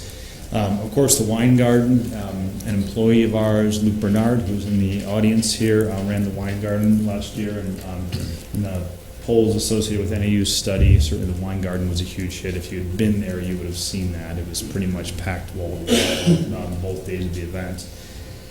Food trucks, we're going to work with a similar group of food trucks from last year and try to bring a few others in. The food truck culture is a very interesting one. One of them, that we really wanted to have coffee last year, but apparently they got their food truck towed the night before. And so you deal with all kinds of interesting cultural things like that. Arts, last year we felt like we kind of missed the target on integrating local artists. We put them behind the food trucks in the parking lot. The lighting wasn't great, and the reality was that everybody was over either in front of the stage or in the wine garden. So this year we're going to mix in the artist tents with the winery booths in the wine garden, try to get a little more exposure there. Of course, music. We had amazing success with the bands last year, and in fact, one of the bands that wasn't even the headliner, Lone Bellow, ended up being the most popular band of both days, and we're excited to try to get them back again this year. And let's see, of course, the VIP area. We had a number of people who paid quite a bit for their tickets to be in an area where our chef and Paige Springs cooked for them. They had different seats. We made some mistakes last year, and we hope to improve it. I think the biggest issue was that we created too much kind of a separation vibe between VIP and the rest of the crowd, and we're going to fine-tune that this year. And then, of course, my wife, Gail, runs a massage program there. The VIPs get free massage throughout the event, and there's also paid, very affordable massage in the wine garden as well. And it's not on that list, but we are also, myself, because if you looked at the P&L from last year, we did everything fully loaded. So if I spent time in there, we counted it. If any of my employees spent time, we counted it. This year, we're going to donate all of our time to the event. City of Cottonwood, like I just said, grounds infrastructure, concert production, of course, has his background in that. We're kind of co-chairing music, security, front gate, on-site ticket sales, parking, shuttling, and then this year another big addition is we'd like to do camping. Again, we're excited about the idea of people not driving when they're enjoying an event like this, and we think with our goals of turning this into a multiple, even more day event, the idea of camping really looks great. The kids area this year, we're going to actually hire that out. You are going to hire that out in theory if we go through with this. We find a really great organization that will put the whole kids area or produce it with no cost to us whatsoever. They just charge a very small entrance fee, which is $10 per kid, which is pretty good for a full day. Of course, emergency services. One other major addition this year, which we did discuss last year, would be a beer garden. We've selected 2 breweries, that brewery, which of course is local, and last year one of our sponsors was Four Peaks, and Four Peaks is interested in being the other brewery this year. We're at this point reticent to bring in too much beer because this is a wine festival and we want to feel it out, so that's why only 2 breweries this year. We'll see how it goes. And then printing associated with marketing copy and such. And then the city would also handle merchandise sales, although we have a lot of merchandise left from last year, so we'll contribute that as well. And again, shared responsibilities, co-managing the kind of conceptual direction of the event, which we worked together really well last year, and we're already plowing along this year. The layout of the event, we're gonna move the stage once again. I think maybe what we ought to do is just think of the stage like the sundial or maybe a clock, and each year we'll rotate it 90 degrees because I think it's been maybe as if we were on the other side of the equator or something, I'm not sure. But based on input from the community and layout, we're going to move the stage again. Marketing, we are going to use a publicity agency out of Phoenix that handled it last year. We're going to co-generate the VIP list, and we're going to co-manage volunteers. So we got a lot going on. All right, Ez, did you want to talk about this? You want me to keep rolling? Okay. So one of the really interesting things, and I wish we had 14 up here as well, we went from about 1,000 people year 1 to 3,000 people year 2. So we had excellent growth. The ticket sales were just shy of $100,000. And with sponsors, we were at 132,000, of which 20,000 came through the city. So if we weren't counting the city, we'd be at 112. The big problem, of course, is when you see that big expenditure line that says 200.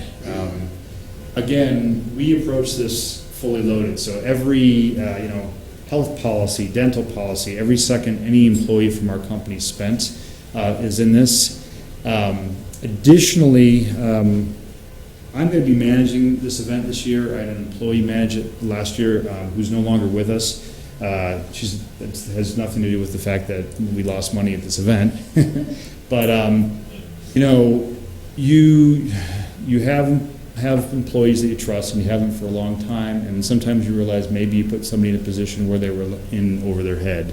And had you paid more attention, and you could have probably cut costs and done a better job. So I would say what we did last year, in a nutshell, is that we over forecasted ticket sales, and because of that, we spent more money to really kind of put on a classy, really high-end event. There are things we shouldn't have spent money on, like tour buses as green rooms for these bands, and we spent a lot of money on the children's area, which was a huge success for the community, but maybe there were some things there we shouldn't have spent money on. Additionally, I think we're going to spend money on marketing a little differently, because when we looked at the NAU survey, the most effective way of getting people to this event was grassroots, word of mouth, and wineries talking to their customers. So we're going to cut the marketing budget and focus on organizing the wineries and the people actually attending the event, should you all decide to support this when we go ahead with it. Current budget, Hez and I put together.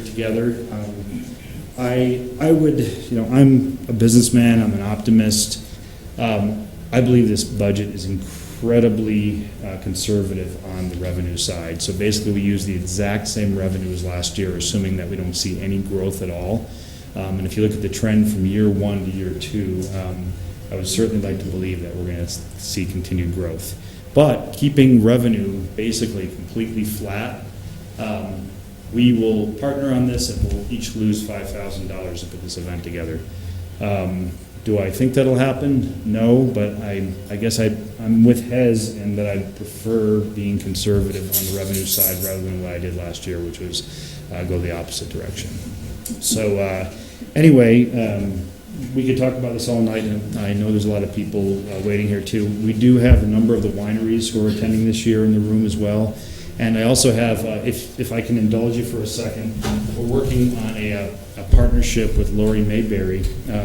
We did winemaker dinners the night before the event last year, and we spread them kind of around the valley. And what we found was some of the wineries had not done these before and were ill-equipped to put it together. So we didn't really have as much success as we had hoped. So we got together with the Blaze M and Lori recently, and it looks like in her hall we can host a grand winemaker dinner the night before, because she can seat 200.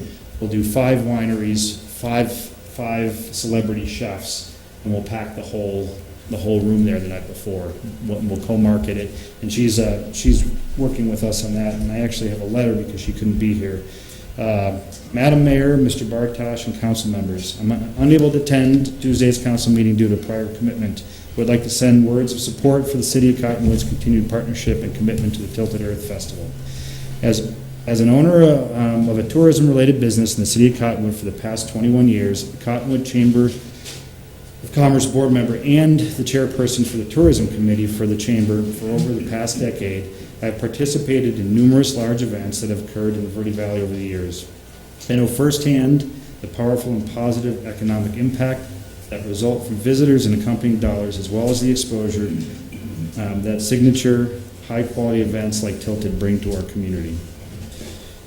Having experienced 2 years of good attendance for the event and hearing such positive comments from attendees, along with the frequent positive and ongoing national and international media regarding Verde Valley's burgeoning wine industry, it seems like a natural progression for it to soon become one of the must-do events in Arizona, and subsequently a growing and profitable one.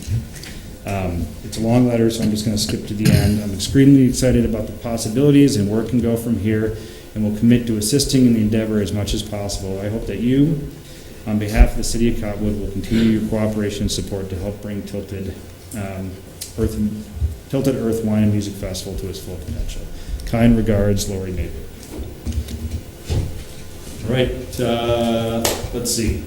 Just speeding it up. Layout from last year, the biggest difference is we're going to move the stage to the northwest corner, and we're going to open up the wine garden because it was a little squeezed last year. Kids area will stay in about the same spot, and way off the map to the left of both sides will be, of course, parking and camping. And, like I talked about earlier, camping will be new, breweries will be new. We are going to offer, particularly on Friday, a locals discount, because the other feedback we got was that the festival was a little pricey for locals. You saw almost half of the attendees came from Maricopa County, but if we're not doing a great job with locals, I feel like we're not doing the best job we can. So we're going to work out a locals discount. And then the wine dinner we were talking about, this is actually slightly misspelled. Sherman Wine Dinners, there's a guy named Henry Sherman at Red Rock Crossing in Sedona, and actually he had the first commercial winery in our valley in the 20s and was shut down by Prohibition. And we're going to make it a hold the dinner in memory of Henry Sherman, and we'll have some educational skits up on the stage there to show him fighting off the federales who are taking him away to jail for making wine. Can you imagine a German immigrant being thrown in jail for making wine, what he must have been thinking? As is all you. All right, and then kind of felt compelled to put this up as well. Nationally, there's kind of this SMART principles acceptance that was kind of put together by the American Planning Association. And what it is basically a blueprint for communities for growth, smart growth. And so some of the topics are enhance quality of life, promote economic development, create livable communities, promote alternative transportation, create a range of housing opportunities, preserve open space, natural resources, environment. And we felt Tilted Earth really fits a lot of these categories, as well as what we kind of do in our house. So we'll take questions. So, Mr. Alinsky? On the net loss to both end of the tunnel, is that right? Yes. Okay. And the city, you say it'll be about $5,700, is that what you said? Correct. So you're saying that the city, you're asking for roughly $72,000 from the city, but we would expect to not lose all that. We would only expect to lose $5,700 is what you're saying. Okay. Terrence? Yeah. 57, 52, I think it was 52, either way. I think there's a couple things here. I think it's a great event for the city. One of the things is we talked about was branding Cottonwood, and we branded ourselves as the heart of Arizona wine country, so this fits with our branding. The other kind of branding we have, people talk to me about, is you guys have such great diversity of events. You're a thriving, vibrant community that knows that a city is about more than just services and streets, that it's about quality of life, and these events add to the quality of life. I think a cost of $5,200 or $5,700, if that's it, is a very small cost for what we get back. I think the other thing, and something you didn't talk about, is this festival, in only its second year last year, won 3 prestigious awards from the AZ Tech organization, and one of them was on the Best Kids element. So they recognized that this was a family-friendly event. And so I just think it's another great thing for Cottonwood. I think it helps us with our economic development. It gives us a chance to showcase our city, and I know Eric and his crew work really hard, and I appreciate that, but I attended last year, and I just thought it was a terrific event, and I like the fact that you're willing to look at it and say, okay, we need to tweak this, we need to tweak that, and I think it's a great idea to put the artists in with the winery. So yeah, I support this wholeheartedly. Tim? I also really like the event. I think it fits with our economic development plan that we've worked on. It does showcase Cottonwood in a lot of good ways. It focuses, on the wine industry, which is an industry we're trying to grow here. I appreciate the family-friendly elements that it has. There are a lot of things I like about it.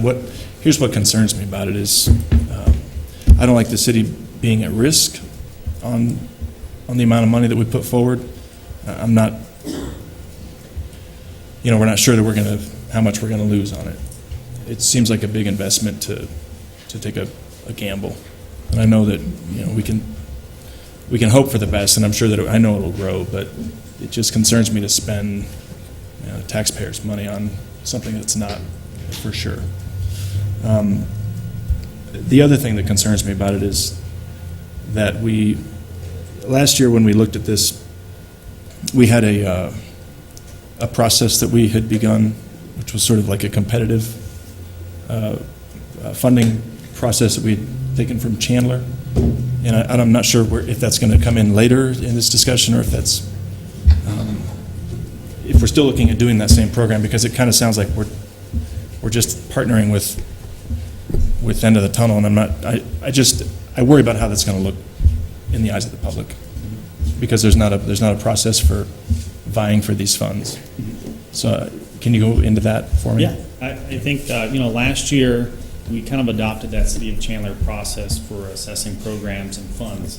But I think really what it was an opportunity to assess new opportunities, if that makes sense. So Tilted Earth was asking for funds last year. They had not approached the city prior, and so the council agreed to support Tilted Earth and become kind of a partner with that program. So we're partnering with the program already, staffing-wise. So last year was $20,000 as a sponsorship plus staffing. So in essence, we're already involved in the program. So it's not a new entity coming asking for money for a new program necessarily. That answers your question, which is what that application process is about. So you mean in addition to this event, we're still going to have a $20,000 amount of money that people can apply for programs? And it was made clear during that presentation that if new funding comes available for a new opportunity, then that application process would take place. So I would like to just ask Casey, he's not prepared, of course, but as far as, there's lots of things about economic development that these kinds of activities promote, and I don't know the multiplier effect, so people are spending dollars with small businesses in the Verde Valley and Cottonwood, and how does that all impact our economy? Yes, Mayor, you did catch me off guard. I'm sorry. Well, I was at the event last year, and I was really pleased with the event because we've put, as a community, as you see over your head, we put a lot of effort into branding ourselves as the Heart of Arizona wine country. And Doug and I got an award at that event, and we were very pleased to get that. And I think we deserved it because we put a lot of effort. There's a lot of people that deserve the award, and I'm sure they're going to get it over time.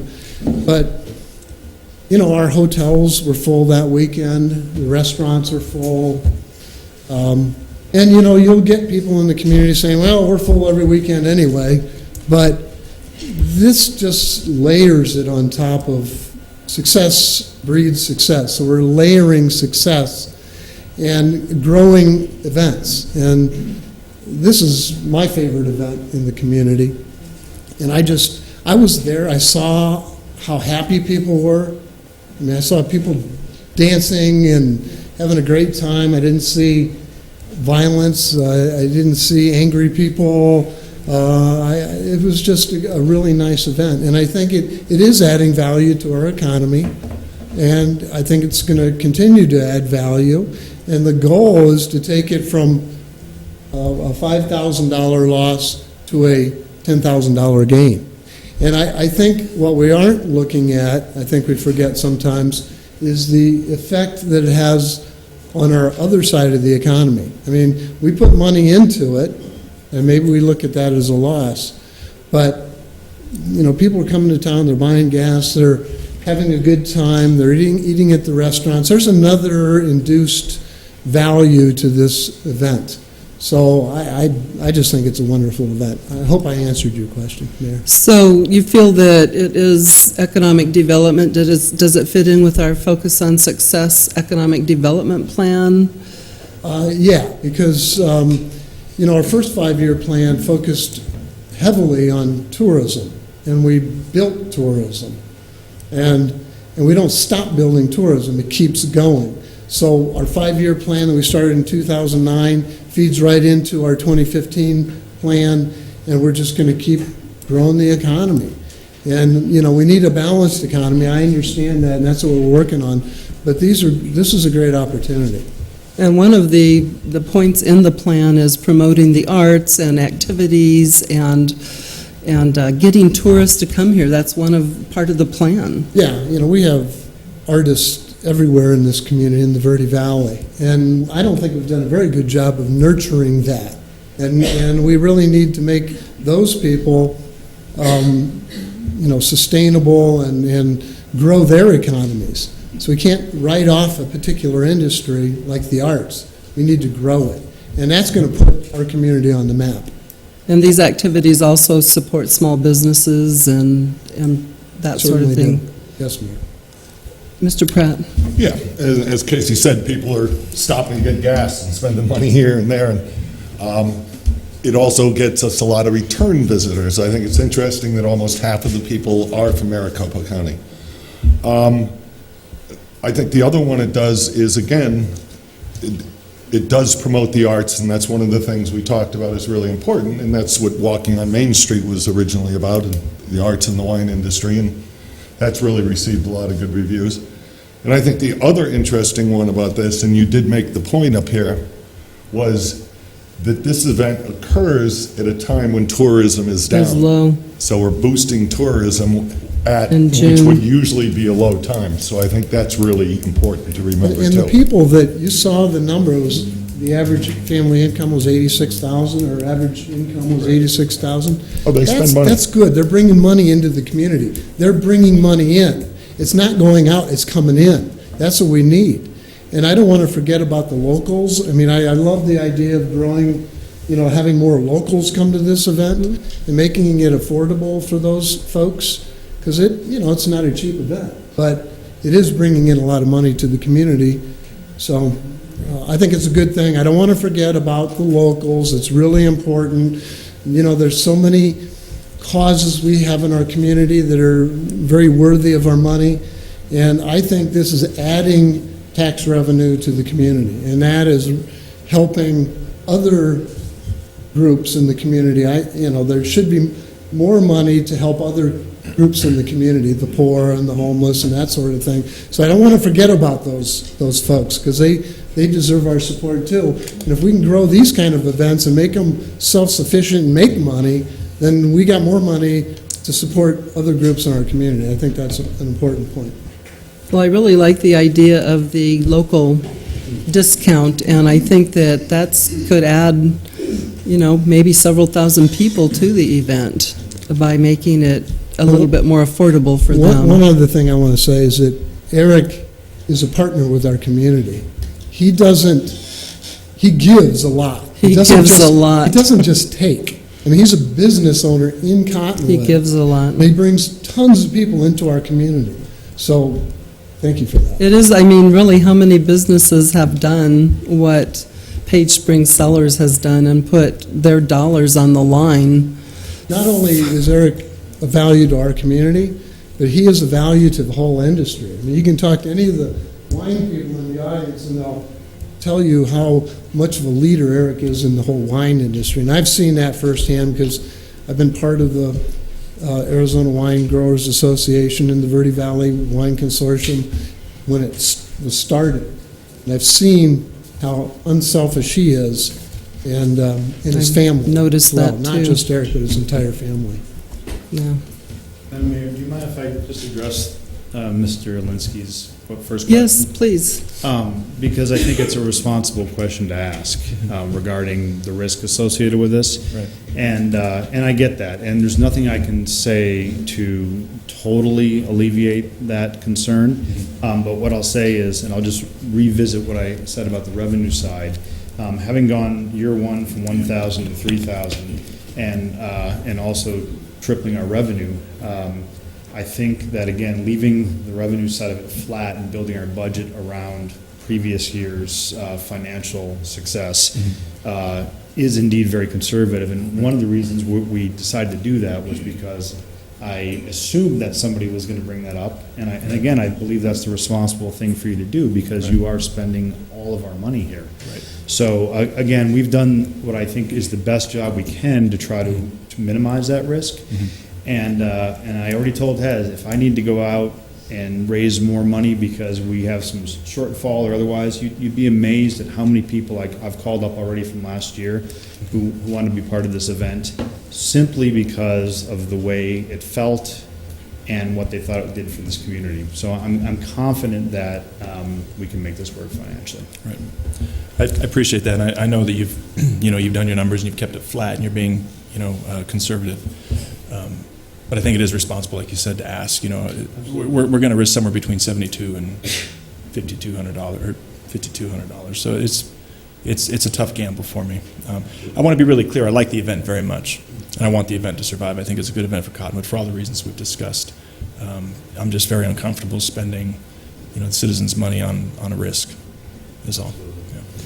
Yeah. And I am still really confused because I really feel like we had a competitive process that from last year that we were going to do. I'm uncomfortable about, and it's no disrespect to your business at all, but anytime we shell out a lot of money, we normally do it on a competitive process where, we put something out to bid, or, it's public money, so there should be a public competitive process. And I thought that we had discussed that last year. I guess the council doesn't recall that. If somebody else wants to run this event, I'm all for it. Maybe there's a couple people in here who might want to step up. So, Mr. Garrison? Yeah, before you get into that, to counter some of Tim's concerns, Mr. Linsky's, obviously concerned about how much this is going to cost, especially when just a meeting ago we had the furor over TVR. And one of the things I think that you didn't play off in the figures that were presented to us is there was no mention of sales tax revenue as part of the figures and how we're going to cover the cost of this, where we completely based the TVR discussion on tax revenue and how that put back into the community. So I think, even 3,000 people, that's a huge amount of revenue that's going to be brought into the city for rooms and meals and all that. And So I'm a little more comfortable with what's being presented because that isn't even part of the process. So if you add that in, I think at the end of the day we're going to do very well with it. The one statement I wanted to make, though, is we keep talking about this being a wine event, and it's always been my interpretation of your vision of what this is it's a music event in a family-friendly venue with a little wine attached to it. The wine has never been truly the focus of this event. It's always been the music, and I spent the whole weekend there. I worked in the wine garden with the consortium, taking votes. I got to wander every bit of the grounds. The amount of kids and families that were there enjoying a time of the year when we don't get many people out and up here. It was really something special, and you got to walk the grounds, and a lot of the ladies were dressed in sundresses, and most of them had their shoes off because the grass was great, and they're standing there in the wine garden with a glass of wine in their hand saying, where else could you be this time of year enjoying the trees, enjoying the river, enjoying the grass, and enjoying a glass of wine, listening to great music. There is no other place in Arizona at this time of year you can do that. So, and the other comment I got a lot was everybody goes, Cottonware. We heard there was a music event, Cottonware. They didn't even know where Cottonwood existed. They came up here because they were drawn up here by what this has become. So I love the event. I think it's a great replacement, so to say, if that's what you want to call it, of our Rhythm Ribs event. It hits all the marks of what I like to see brought into the community, and if we can partner up and make this more successful, then I'm all for it. One of the concerns I do have, and I think I hear where Mr. Lindsay's going, is the way you've divvied up the responsibilities was to kind of take your strengths and some of the processes that you already put in place to deal with the ticketing and the marketing and all that, and we're taking over some of where we have our strengths. One of the concerns I have is 2 years ago for Thunder Valley Rally, we kind of did the same thing with the promoter, and I know you're not a promoter in this, you're a partner, so there's a little difference there. But the promoter, you know, we put a lot of faith in the promoter to sign on the dotted line and do what they promised, and they left the city holding a lot of bad debt, and it left a really bad taste in our mouth about how we move forward with venues from now on. And so that would be my concern is, you know, you said open and transparent, you're going to keep everything very visible, and that's my biggest concern is I just want to make sure that things are done because, you know, we've had a bad experience in the past, and I do think you did a great job running the event for the last 2 years, and obviously, you know, it's working, and what you did is right, and so I think this is a great way to go. I'm just having, you know, a little bit of concern about keeping things open and transparent. And so, I think we had problems with that same promoter year one. so I would like to comment on the thinking of you as a promoter. I don't know of any of the promoters who helped us who put in hundreds of thousands of dollars into a project like your business has done. And like you said, if someone else would like to take over Page Springs, putting in hundreds of thousands of dollars, multiple hundreds of thousands, into an event that benefits the city of Cottonwood so tremendously, then have the bidding war, you know? This is really not like that. This is a partnership between the city and somebody that's spending thousands of dollars on an event that benefits us. And we will put in an equal amount of cash this year, and our controller at Page Springs, Penny Frank, one of the most ethical people I know, you know, obviously we would want to have a connection with somebody in the city who sees our regular financial reports on whatever basis, you know, weekly, monthly, that they like to see it, and bank account statements as well if they want to be part of the reconciliation. Whatever we need to do on our end for you all to feel comfortable with the transparency of this event, by all means, let us know. Yeah, I think it's a little bit unique where a city actually has a business like this that invests such a tremendous amount in our community. Vice Mayor? Eons ago, before Eric came to the Valley, and when I was raising kids and little kids, teenagers, and now they're adults, it was really enlightening to see those same families that I helped raise here in the Valley when there was absolutely nothing but softball. And that's what they did. They went and played softball, or they'd end up playing pool at BB Billiards and get drug out of there by their parents. So I really appreciate the fact that something like this has come to the Verde Valley. I can hear all of the music from my front yard. I went down anyway and listened to the music, but it's enjoyable. And for the efforts that you put into it for 2 years and the success it is, and it's almost pretty much doubled, I think it's being run real well. We lost money last year, or you did. But with partnering up with you, I think the city and you can profit from it in the future. And I appreciate all your efforts, Eric, and our staff is fantastic too. So I like the idea of I haven't heard any complaints about this one. So that's a plus also. I have heard absolutely no complaints. And it's a classy event. I mean, I'm proud to have this event in Cottonwood. The graphics that you use, the title, Tilted Earth, it's just so unique. And it's like our Rhythm and Ribs, everybody in the state started having Rhythm and Ribs events, but hopefully you have protected your interest in your name with copyright or whatever. And so I just am always very proud when I see the graphics and the invitations, and you know, it's really well done. It's a class act. It is. Mr. Pratt. Yeah, we've also been included our famous river in this event too. One year you showed the films that our students at Mingus did on conserving water. Last year, as I said, I won an award for the best kids element, and that had to do with the Verde River, and it was informative and educational. And so yeah, it encompasses all those things, and then I agree with Randy, it's not just about wine, it's about art, it's about music, it's about community, it's about the environment. It's about family. It's just A+. I should also mention that, again, this year, we'll be doing a benefit for Big Brothers and Sisters and Prescott Creeks, who had the model. I don't know if the model that was really there. cool. Last year, my wife Gail ran the fundraising side of the event, and we raised $22,000 for those organizations, independent of the event, simply because we were able to house that fundraiser at Tilted Earth. And we plan on doing that again this year. But John McTurk, who came up earlier in the meeting, and Michael Bird, John McTurk being, Yavapai Big Brothers and Sisters, and Michael Bird, Prescott Creeks, are actually going to run the auction this year. I'm actually meeting with them on the day after Christmas to discuss it. Okay. Yeah.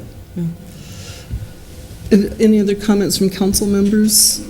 I just want to reiterate that I like the event very much. I'm just uncomfortable putting the city in a position where we're planning these large events. We've taken a chance on quite a few large events lately, and it just makes me uncomfortable because I'm not spending my money, and if I was, it'd be a completely different thing, but I'm spending the taxpayers, the citizens' money, so it makes me uncomfortable. We have an awful lot of needs in the community, core services that we can't, fund to the fullest level, and so it makes me uncomfortable to take a risk on something that I believe in my heart will be successful, and I believe will come out on top, but it's just hard to justify that. So, and it's a big increase from the $20,000 risk we took last year to the $72,000 this year. So that's where I'm coming from with this, and I don't mean any disrespect. One thing that I feel about that, and we probably disagree on this, but if we don't have economic development, we're not going to fund any core services, zero. We have to have economic development to fund what we do. So, and just to touch on that a bit, just to remind council, last year the council decided to give $20,000 with no return promised on their cash investment. So hopefully this year there's a return on that investment and it actually lowers our liability. Yes, it is a risk, but also please remember that through these times our sales tax is the only revenue source that's really been steadily growing or staying the same. You can attribute that to a lot of factors that the city of Cottonwood has invested in. So I would invite members of the public to comment on this item, and if we need you to fill out a form so that our recorder will know.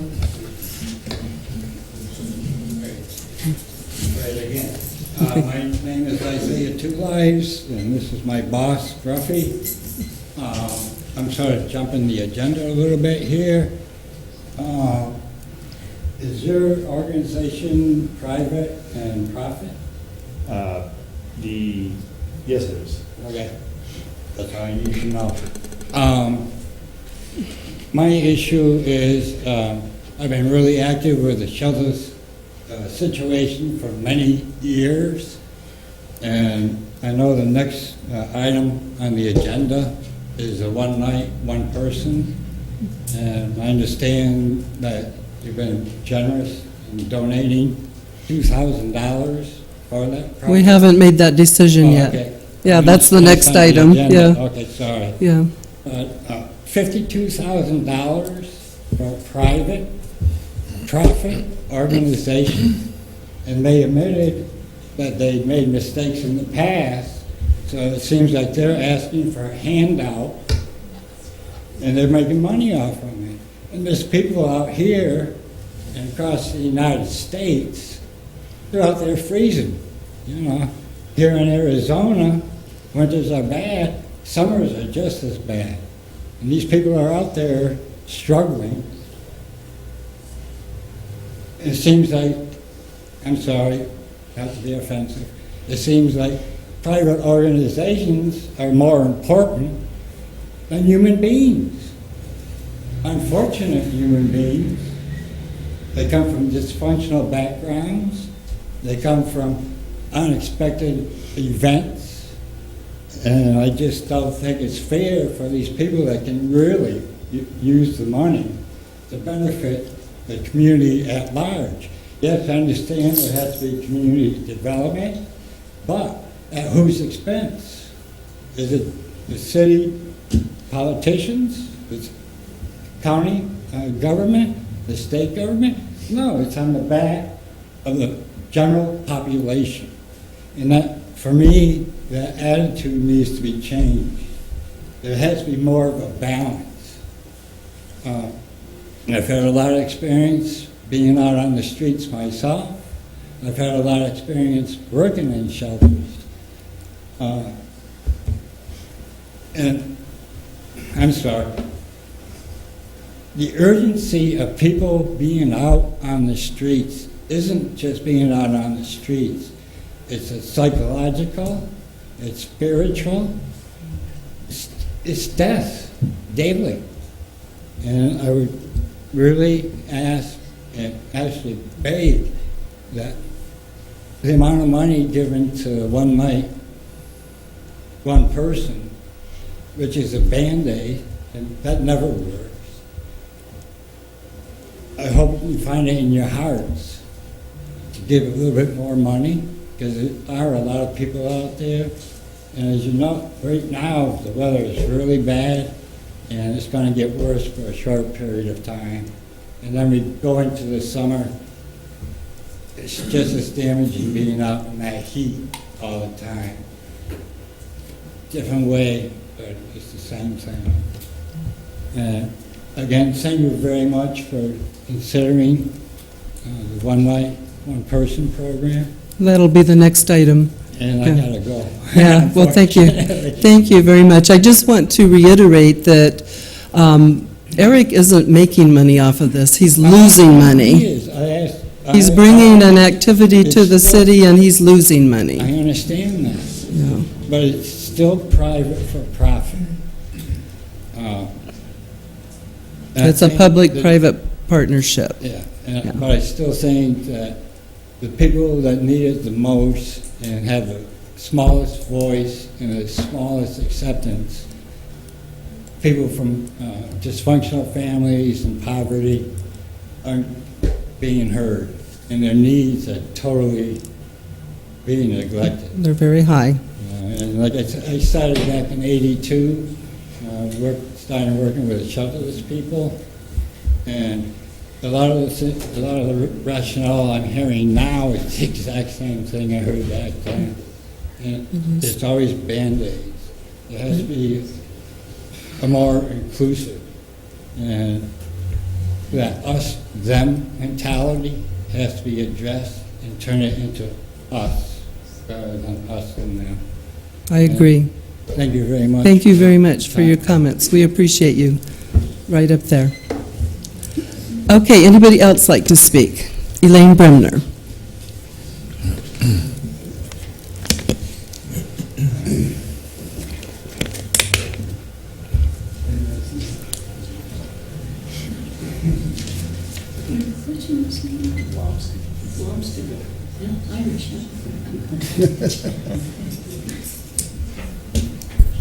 Good evening, Madam Mayor, City Council, City Manager, etc.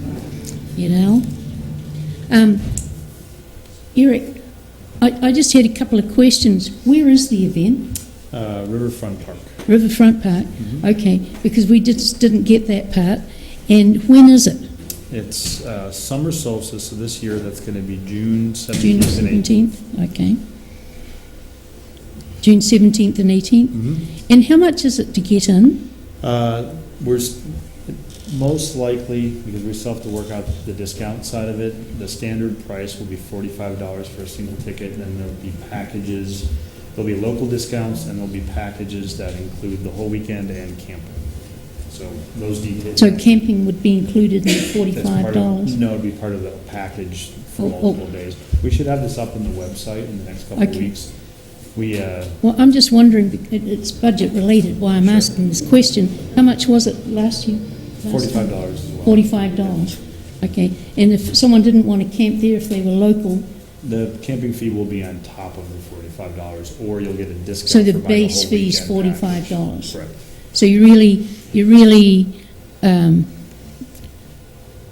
promoting people to attend this event from outside Cottonwood at $45, when the average wage in Yavapai County is like $9 to $11 an hour. I just thought, that's a little That's why we just had to do local discounts as well. Yeah, righto. Okay. you're talking 10%? So Elaine, is I'm really just kinda- appropriate. well, it just need- It's not appropriate to Oh, I'm sorry. quiz him. You're talking to the council. Oh, I beg your pardon. Okay. I beg your pardon, he's just sitting It's there. just, and I probably should have stopped that sooner than I did. No, it's but- okay, it's my fault. Okay. And I took You know advantage- that, right? Yes, I do, and I took Okay. advantage. You weren't Okay. saying anything, so, yeah. I didn't hear, Madam Mayor, what the net loss was for last year. We couldn't see it because it was in red. And that would be, that the would last need to year. be what? Heather, Eric? You just It is can't see different. it. Oh, yeah, with the dark. Yeah. 5,211.62 It was in- per that- partner, so you'd multiply that by 2. Okay, so it's So about 10,400 10,004, that was the loss for last year. No, that's a projected for next year. projected, No, right. Yeah. Last year, Last year was about 70, it was roughly $68,000, of which about half of that was what you would consider a cash loss. Well, either it was or it wasn't a cash loss. Yeah, well, we, again, which I It's mentioned. like, may I ask? Sorry, Yeah. I don't know if you want me, do you want me to answer? Sure. I don't mind. Again, for instance, the time of our employees, which really they put in above and beyond their current jobs, we accounted for that in our accounting as well. So if we had stripped that out, the loss would have been about half of what, about half of that $60,000, so closer to $30,000. Does that But make in sense? actual, not really.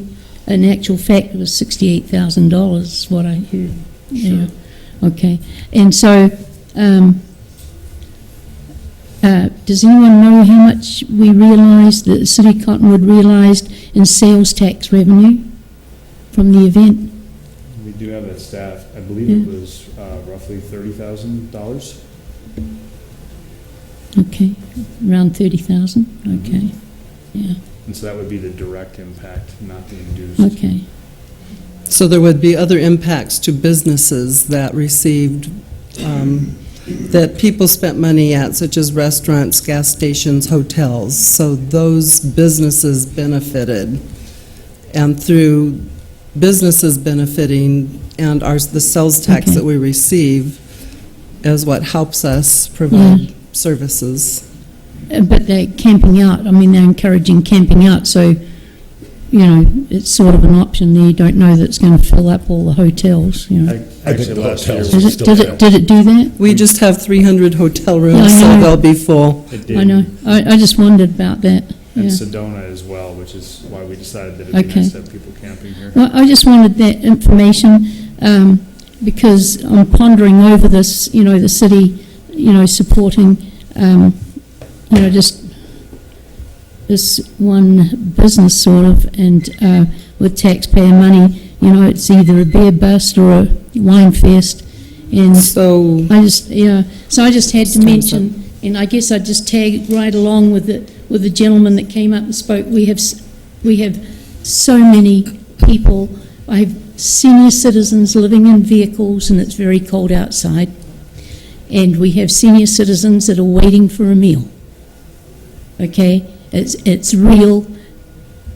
Poverty is real, and just I know you have to spend money to make money. You know, I attend these events and I support them, but on the other hand, my conscience says you got to draw the line somewhere. You know, and I still don't know what the budget is for the biker rally, for Thunder Valley Rally. Is there any budget for that? Because I never heard a motion at the last meeting. 5 minutes are up.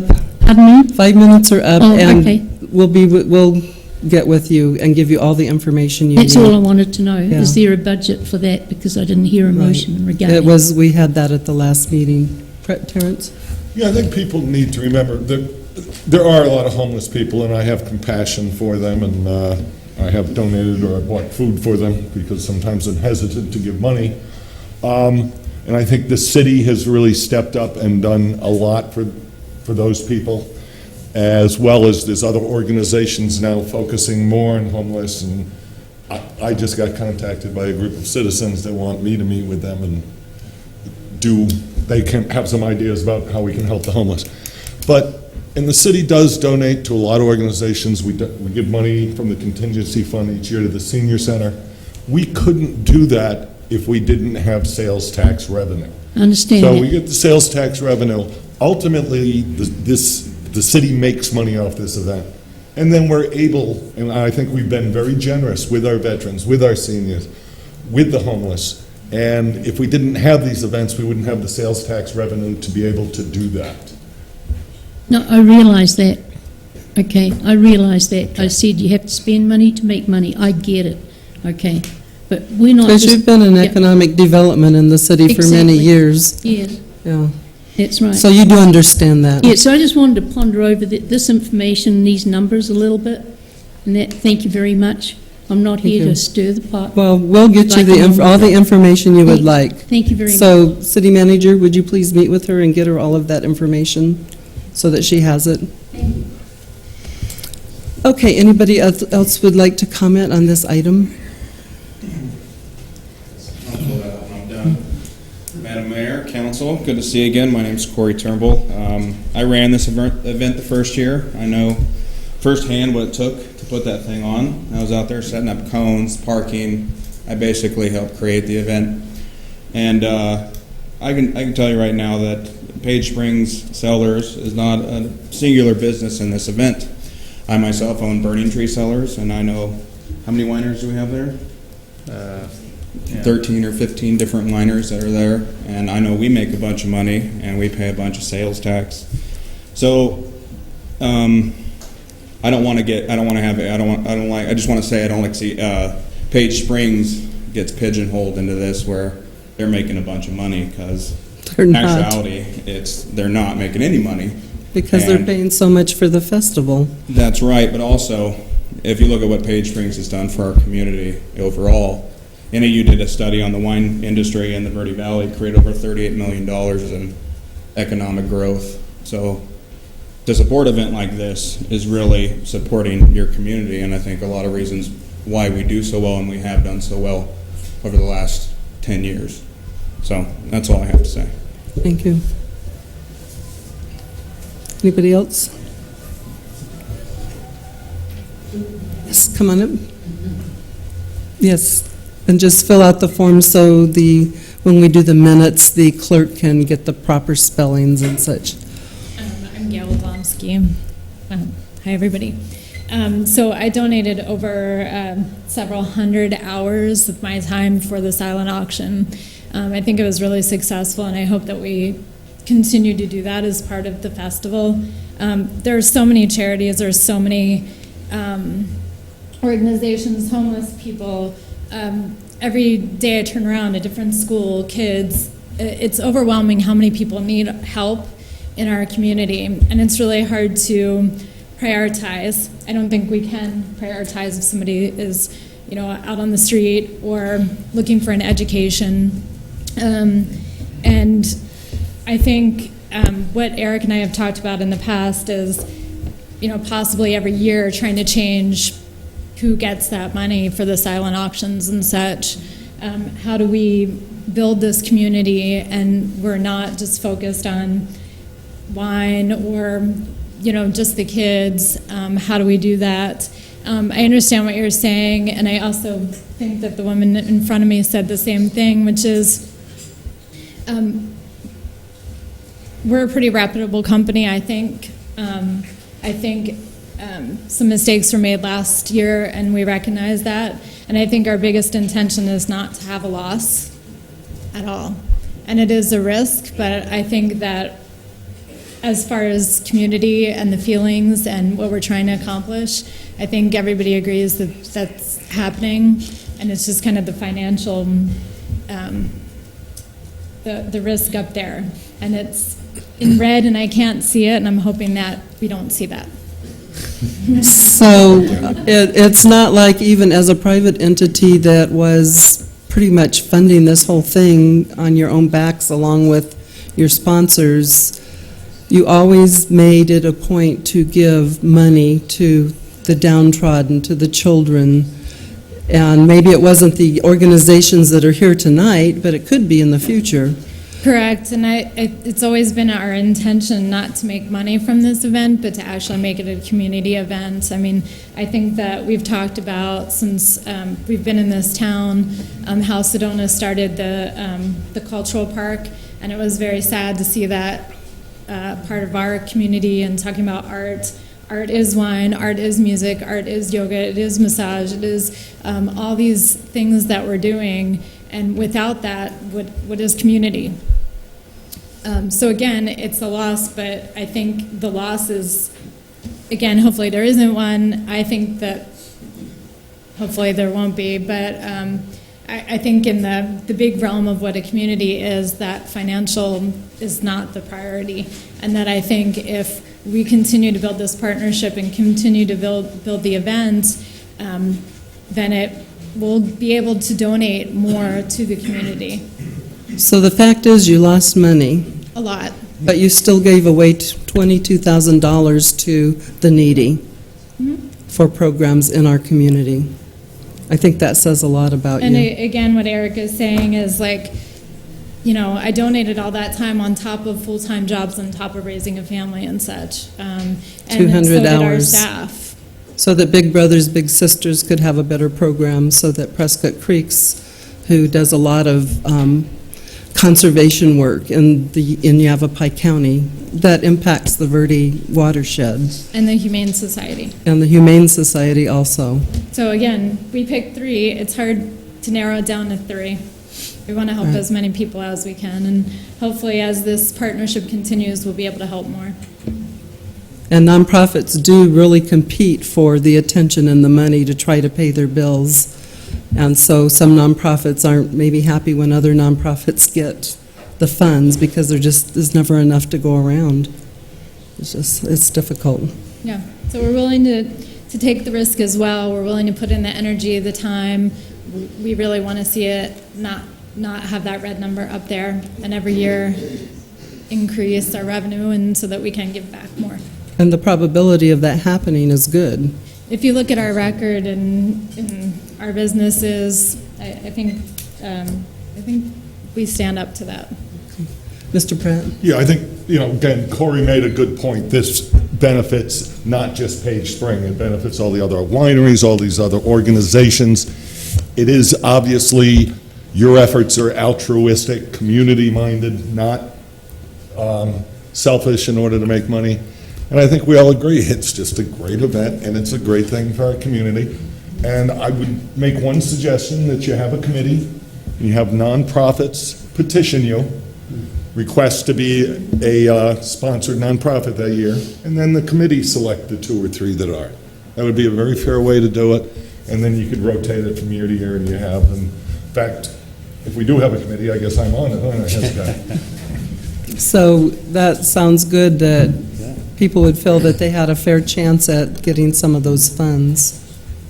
To all of our nonprofits, without our nonprofits, we wouldn't have the quality of life in our city that we do either, so they are so greatly appreciated. A lot of people work and give a lot more than they get paid for, even if they're on paid staff in our nonprofits. And really, everybody knows that government can't do everything. And if without our nonprofits, the government would fail, because they could not try to put in, they just don't have the resources, people or financial, to do what the nonprofits do. On a shoestring budget, most of them, with the downturn in the economy. Mr. Pratt? Ready for a motion? Yes? May I just Okay, so not everybody's done? I'll be quick. Okay. Did you want to speak? No, Okay. I thought there was other people wanting to speak. Okay. Are there other people in the audience? Please get your forms, and so I know that I can expect someone's. I just wanted to support Eric, because we're a vineyard outside of Cottonwood, but we do a lot of activities inside Cottonwood, and this event is probably the biggest event in northern Arizona that draws people in. And it's the 2nd year, I believe, or going on the 3rd year. And most of you probably been in businesses and events. It takes a while to get it going, and if you stop it, it's going to take that much more to get it going again. So it will be profitable, word of mouth and everything else going on in the future. And it does bring tax dollars in, like Randy said. So, which will benefit the city and, you know, the county and the whole Verde Valley. So I just wanted to support Eric. Thank you very much. Anybody else? Yes.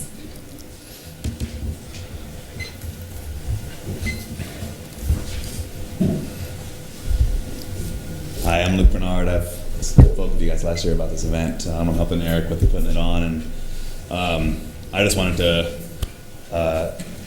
input my unique perspective. I work doing offsite events for Bay Spring Sellers. I travel for this company basically every single weekend to Tucson, Phoenix, Flagstaff, all over the state. I'm not very experienced with the number crunching and the money aspect behind all of this, which I get is the spine of it or the skeleton of it, but with the amount of experiences that I've had with festivals, which most of what I'm doing are based around arts, music, wine, beer, there's nothing that really compares to this event as for the feel. So, beyond that financial structure behind it, the heart and soul that kind of comes from and is shown through this event is something to definitely consider, which it's hard to recognize that, but it's easy for me to recognize that, being that I do this for a living, just traveling and seeing this kind of thing. So, going with the emblem there, it just makes all sense to me. So, thank you guys. Just those comments remind me of what our wonderful, great America is built on. America is built on private businesses. And if it weren't for private businesses, there would not be one penny to give to charity. Well, I'll jump in, I guess. I just wanted to speak on this a little bit. I'm not going to belabor the point. I think it's a great event, and I really appreciate you guys coming to us with it and partnering, wanting to partner on it and build for the future. I do think that a lot of what's kind of simmering under the surface here isn't really directed at you. I think it's kind of a larger meta problem that kind of, we sit up here. I think we all kind of understand the situation we have of trying to justify things and really strike that balance between development, between supportive things. So I just think that I appreciate what you guys have done to try and level that off for the next year. I think it's obvious that you're making corrections. It's not like you're just blindly going forward. So I support that completely, and I will agree to this. I just want to make sure that part of this may be on the city or the council to maybe demand a more rigorous accounting of things, or a better way to portray the understanding of these events through the community, so that people aren't looking to us for lacking information or questioning us as much. I know we're not going to be able to satisfy everybody, but I think it is our responsibility to try and make these as good as they can be and try and provide the best explanations we can. I mean, because it's difficult when we just say, well, it comes back in taxes, and people don't see that on a daily basis. So I think that you can do studies and you can do things like that, and people aren't going to really trust it until they see the bottom line and the numbers. And it may take years for that bottom line and numbers to come to the point where we have enough money to give Elaine everything she needs at the year, when she comes to us to feed people at Meals on Wheels and at the senior center. And it's going to take both sides of this coin kind of agreeing to meet in the middle. If they say if both sides walk away unhappy, it was a good deal. But I just think that everybody in the public needs to know that we see the draw there. We see the problem. And I think that we'll do our best to try and take calculated risks, because if you're not risking, you got to risk it for the biscuit. If you don't try, you're never going to get anywhere. But you have to be very careful about how you do that so you don't put people in jeopardy. I understand that. I think the council understands it. And I just want to put that out there and say that if there's concerns, talk to us, talk to staff. If there's questions about budgets, they're there to answer the questions. We're here to take your concerns. And we really have the best intention, but you can pave a lot of roads with those. Not really, but you have to pave roads with taxes. So I just think that I wanted to get that out, because we kind of went through this with the bike rally and all those things. I think that it's a larger problem we're not going to solve in one meeting and one event. We just have to kind of open our arms and our eyes up to dealing with it in a bigger sense. And I think that it's great to have partners like you guys to work with on that. Mr. Pratt? Are we ready for a motion? I think so. I hope so. Anybody else didn't get to speak on council? I think most of the public, we had lots of comments, so most of the public got to speak that wanted to. Okay.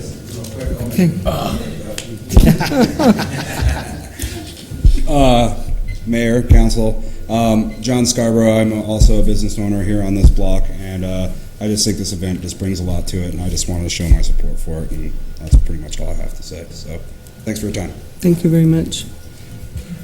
Okay, Mr. Pratt, I think everyone's spoken that got a chance. I move to authorize the expenditure of up to $71,936.62 for the support of the annual Tilted Earth Music and Wine Festival, subject to the negotiation of an appropriate partnership revenue sharing agreement for the event. Second. Mr. Pratt made the motion, the Vice Mayor seconded it. All in favor? Aye. Aye. Opposed? Mr. No. Alinsky? Okay. If I may say, too, if you don't mind, Mayor, that I do, again, I support the event. I want to see the event grow. I'm very uncomfortable being a partner at, threefold expense from what it was last year. It just makes me uncomfortable to spend taxpayers' money in that way. So it's the at-risk element that concerns me, but I appreciate that you have taken your event to Cottonwood, and I appreciate that very much. Okay, moving on to the next item is donation to Catholic Charities for the One Person, One Night Homeless Emergency Housing Program. And I would just like to share with council some information. I met with a group of people on November 19th, and it was Darlene Boudreau of Old Town Mission, Kelly Gahard of Old Town Mission, Kelly Wilson of Old Town Mission, Cynthia Strom, volunteer, and Verde Valley Homeless Coalition, Joy Mosley, volunteer and Emmanuel Fellowship, Jackie Nairn, Catholic Charities, BNG Wagner, Ms. Wagner, Catholic Charities, and Eliza Loudon, Catholic Charities. And we got together and we were discussing several issues about homelessness. We talked about the panhandling issue, and I know that it sounds like our Youth Commission is working on this. I know Councilmember Alinsky's been talking about it, but our police department has also been working with Flagstaff on getting a Better Bucks program. So there's lots of work going on in the background that hasn't quite risen to the top yet. But that is something that we discussed. We also discussed the One Person, One Night program with Catholic Charities. And that's amazing that our two volunteers Cynthia and Joy have done so much on this program, unpaid labor, as they call it, a labor of love. And they've put this program together called One Person, One Night. And they're trying to get funds from the public, and I just mentioned during the meeting that we could go to council and ask for some funding for the program, which is why we're here tonight. Right now, they're also working on doing a count for the homeless and just find out exactly where we're at this year. I did talk about getting the various mayors in the Verde Valley together because it isn't something that Cottonwood can do alone. This is a whole Verde Valley issue. We have Sedona, we have Camp Verde, we have Clarkdale, Jerome, and people in Yavapai County and our unincorporated areas. We all have the homeless in our midst. So we wanted to talk about that. The ladies that are volunteering have different hotels that have offered to participate in this program, and they've probably added to that since we met in November. It seems like the hoteliers are very compassionate, and many of them want to assist and to help them. And we did talk about community development block grants, and this would be, a very long-term kind of solution, the shelter that everybody would like to have in the Verde Valley. And my thoughts were that possibly, you know, I remember when Supervisor Davis put all the funds together from the different communities and built the senior center. And so I didn't know if possibly that is something that the communities, it has to be discussion. None of the mayors know about this yet, so now they do, it's on TV. But it has to be a discussion among all of the communities, so that is something that I agreed to try to help with, is getting the governments together to talk about, you know, what is a solution. And that is a very long-term solution. I mean, I think Elaine remembers how long it took Supervisor Davis to put together the package and work with all the cities and towns, and the grants come on different years, and so it's really, it's a challenging process. But, so we would find out whether other cities and towns might want to participate in a more long-term solution to this issue. I just do hear, and I think Councilmember Ilinsky has been working on this, and other council members with their own citizens on what to do about this issue, and it just seems like, you know, the public is really getting concerned. I'm hoping that people that are listening on television and people who are here, you know, you hear a lot of information on Facebook. People are really upset about the homeless issue, but how many actually get out their checkbook at that moment and write a check to support this issue? Because government can't do it all, and nonprofits can't do it all. You know, we have to be a team to do some impacts on this. So I just wanted to report to council about that meeting, and we might have, I would welcome anybody from the community that's working on these issues to come up and speak and update us on issues. I think that you go to the Homeless Coalition meetings, and Linda Norman used to go to those for us at one time, so we've generally had a representative there. We have a 2-minute presentation. Okay, thank you. Happy to know. Mayor Jones, Vice Mayor Pfeiffer, City Manager, City Council members, we just thank you for this opportunity to come to speak to you on behalf of our homeless neighbors in this community and in the wider Verde Valley. I'm Joy Mosley, and this is my dear friend Cynthia Strom. We're volunteers working with the Verde Valley Homeless Coalition. And since January of 2014, we have facilitated a community effort to provide a winter emergency nighttime shelter for the homeless when temperatures were 32 degrees or below. Our vision for last year did not come to fruition, so I'll let Cynthia. Thank you, Joy. So to make a shelter available this winter, we developed a proposal for a community project called One Person, One Night, and presented that proposal to organizations and churches, businesses, and those who were presently providing various services in the community to the homeless. One Person, One Night would accept donations to pay for motel rooms, providing shelter and saving lives on nights that were 32 degrees or colder. Catholic Charities then stepped up to administer the funds for this community project. 6 Cottonwood motels are now participating just in the last 2 months, 3 donating a limited amount of rooms, but they're donating those, and 3 are providing rooms at their nightly rates. Local individuals have donated to One Person, One Night, making it possible for us to shelter 23 people in November and 27 so far in December. Last winter, there were 43 nights, 32 degrees or lower, and the winter before that, there were 59 nights freezing or below. According to this data from Tim Kermack, the meteorologist with the National Weather Service, we can estimate this winter that there may be 51 nights or more with freezing temperatures. And maybe it's Cermak, also suggested that due to El Nino, we can expect a much higher than usual level of precipitation, of course, this winter, and we've already seen that. We are seeking donations from churches, businesses, and other organizations, as I said, to ensure that this project continues throughout our entire winter. And so tonight we are seeking financial support from the City of Cottonwood for this community project. And we thank you for considering this. Thank you very much. Yes. I think it's really important that we support this effort. It becomes increasingly clear that our homeless population is increasing. And yes, we're going to have a much more severe winter this year. I think it's obvious that it's become a problem and become more visible to people because more people are talking about it. As I said, I had a group of citizens contact me and they want to talk to me about some ideas they had for it after the first of the year. So I really commend what you folks are doing. It's nice to see the amount of empathy you have for those people, and I think we should probably exhibit that same kind of empathy and compassion and support you wholeheartedly. Pass this out. We have the brochure that we're passing out to people. And for members of the public, I believe this has been on the city's website. The city has offered to, website and Facebook, we have offered to support you by trying to get the word out there.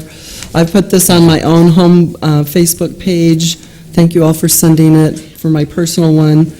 But if you would like to donate, folks on TV or in our audience here, if you would like to donate, you can contact Priscilla at the Loft, and that's at Catholic Charities, Monday through Friday, 8 to 5 p.m. So just remember the name Priscilla.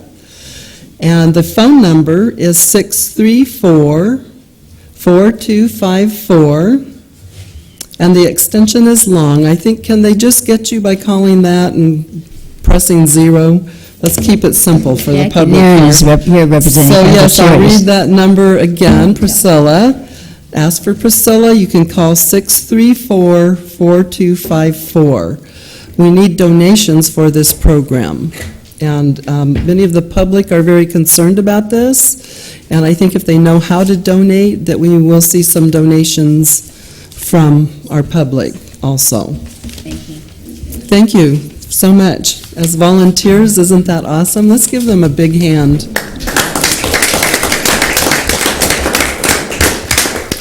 Is there anyone else from Catholic Charities that would like to speak? We are representing. You're fine. Okay. Hi, my name is Eliza Loudon. I'm the chair of the Verde Valley Homeless Coalition, and I'm also an employee of Catholic Charities. But I didn't want to yell at these ladies from behind, so I wanted also to give credit where credit is due. Since our last meeting that they had with the subcommittee for the emergency shelter, Sedona has actually stepped up and started their own kind of one-person, one-night initiative. Wonderful. And has been able to raise funds in their community. Wonderful. And started doing this too. So I wanted to give credit to those ladies as well, because it's already spreading Wonderful. throughout the Verde Valley. That's exciting. Yeah, it is. It is. And Darlene, did you want to talk on behalf of the mission? I know you do a lot for the homeless.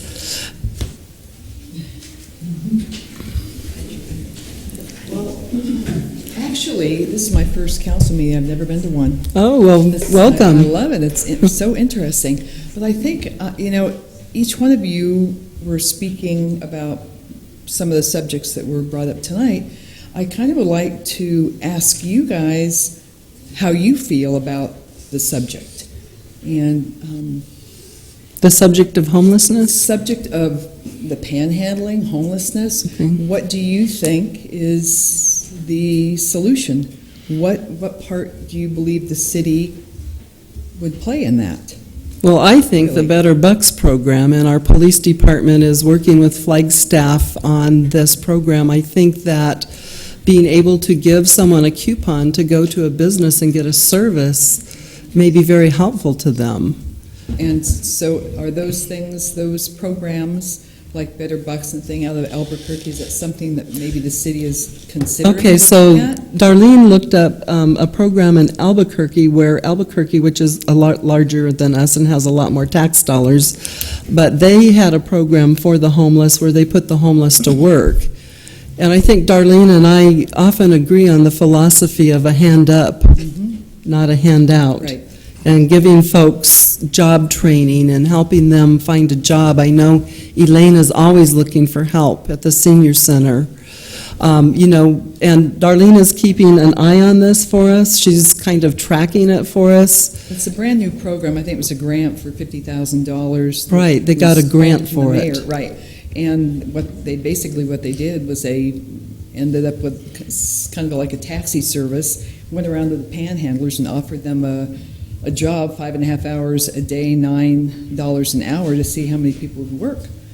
Some did, some didn't. So then that kind of moved into the Better Bucks program to take care of the panhandling, because basically, they could make more money standing on that street corner with the public giving them money than going to work, so they didn't go to work. So it's still in the, let's take a look at this program and see how it works. So I'm going to stay on top of that, and I know that Councilman Alinsky and I have met with the Better Bucks program out of Flag, so we'll see how that, I think, were you given a coupon book? So we Yes, kind of I had was. an idea how that works, so I'm hoping we'll talk a little bit more about that, so. So it sounds like maybe eventually we can get our police department together and you together and all be working on the same team instead of everybody doing their own thing. And for me personally, I think that I've seen more interest with the city to become part of the solution for this. I don't think that it's being swept under the rug. I think the issue is more where is the funding coming from.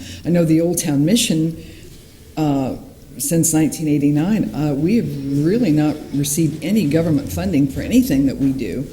And I know that homelessness was at the heart, the foundation of the Old Town Mission.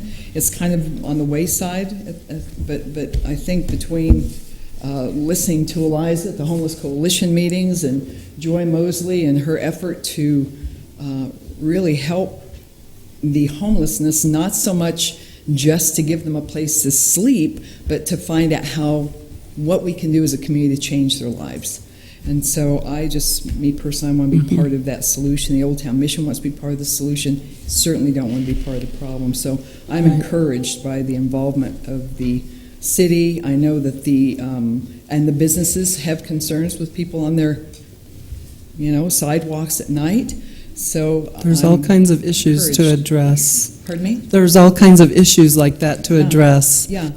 The Old Town businesses. I'm feeling urgency, yeah. and I'm feeling a camaraderie, and I'm encouraged. So that's about all I have to say. Well, I think with the panhandling, it's just become a lot more visible to the community. It has been, and some really do need help. I spoke with a gentleman here in town last night. He called me yesterday, and he said, "Darlene, I don't know what to do." There was a couple that were homeless, and literally the girl was prostituting herself out. He was on drugs, and this a local businessman here, managed to get the guy to go to Damien's, but the girl to go to Damien's, but the guy didn't want any help. He didn't want any help. And Damien's is Steps to Recovery Homes. Correct. Yeah. So it's out there, and I'm encouraged that the city is wanting to be part of the solution to that. So thank you. So I thank you, Joy, and thank you all that Catholic Charities does. It's awesome. And did you want other council members to answer, or do you all have something different to say than what I said? No, I think you encompassed it. We have to work with the community. We have to look for a common sense solution and help to raise the public's awareness of it. Although I think that is happening naturally because the public are seeing more and more homeless. And I believe. And I think organizations, I know Damien pretty well. In fact, I'll be speaking to those folks Thursday morning and do some life coaching for him. And a large number of the people he brings in, as well as substance abuse problems, they're homeless.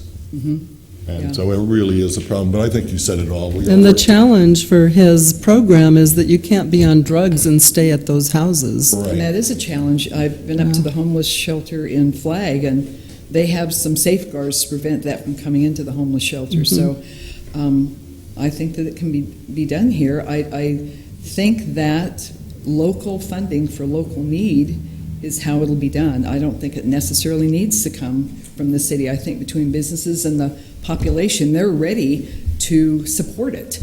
I think they're just waiting for the city and different organizations to come up with not just have the meetings all the time, but actually start doing something. Right. And they'll support that. So I'm encouraged that a lot of groups and members of the council are doing that. So I think we're going to see a change. Vice Mayor? If more people could see that video that you showed us when you were acknowledging your help and at that dinner, 2 months ago or so, if more people could see that video, they would see that it's not hopeless, that they can pick themselves up. They don't need handouts. They need hand up. And it's a fantastic video, and oh, thank you. It would mean a lot, I think, to people that are out there thinking, well, where do I go from here? It showed that people could go from being in a bad place to Right. improving their life. And I think for the Old Town Mission, I think I can speak for the Old Town Mission, we want to have, I mean, events are important for the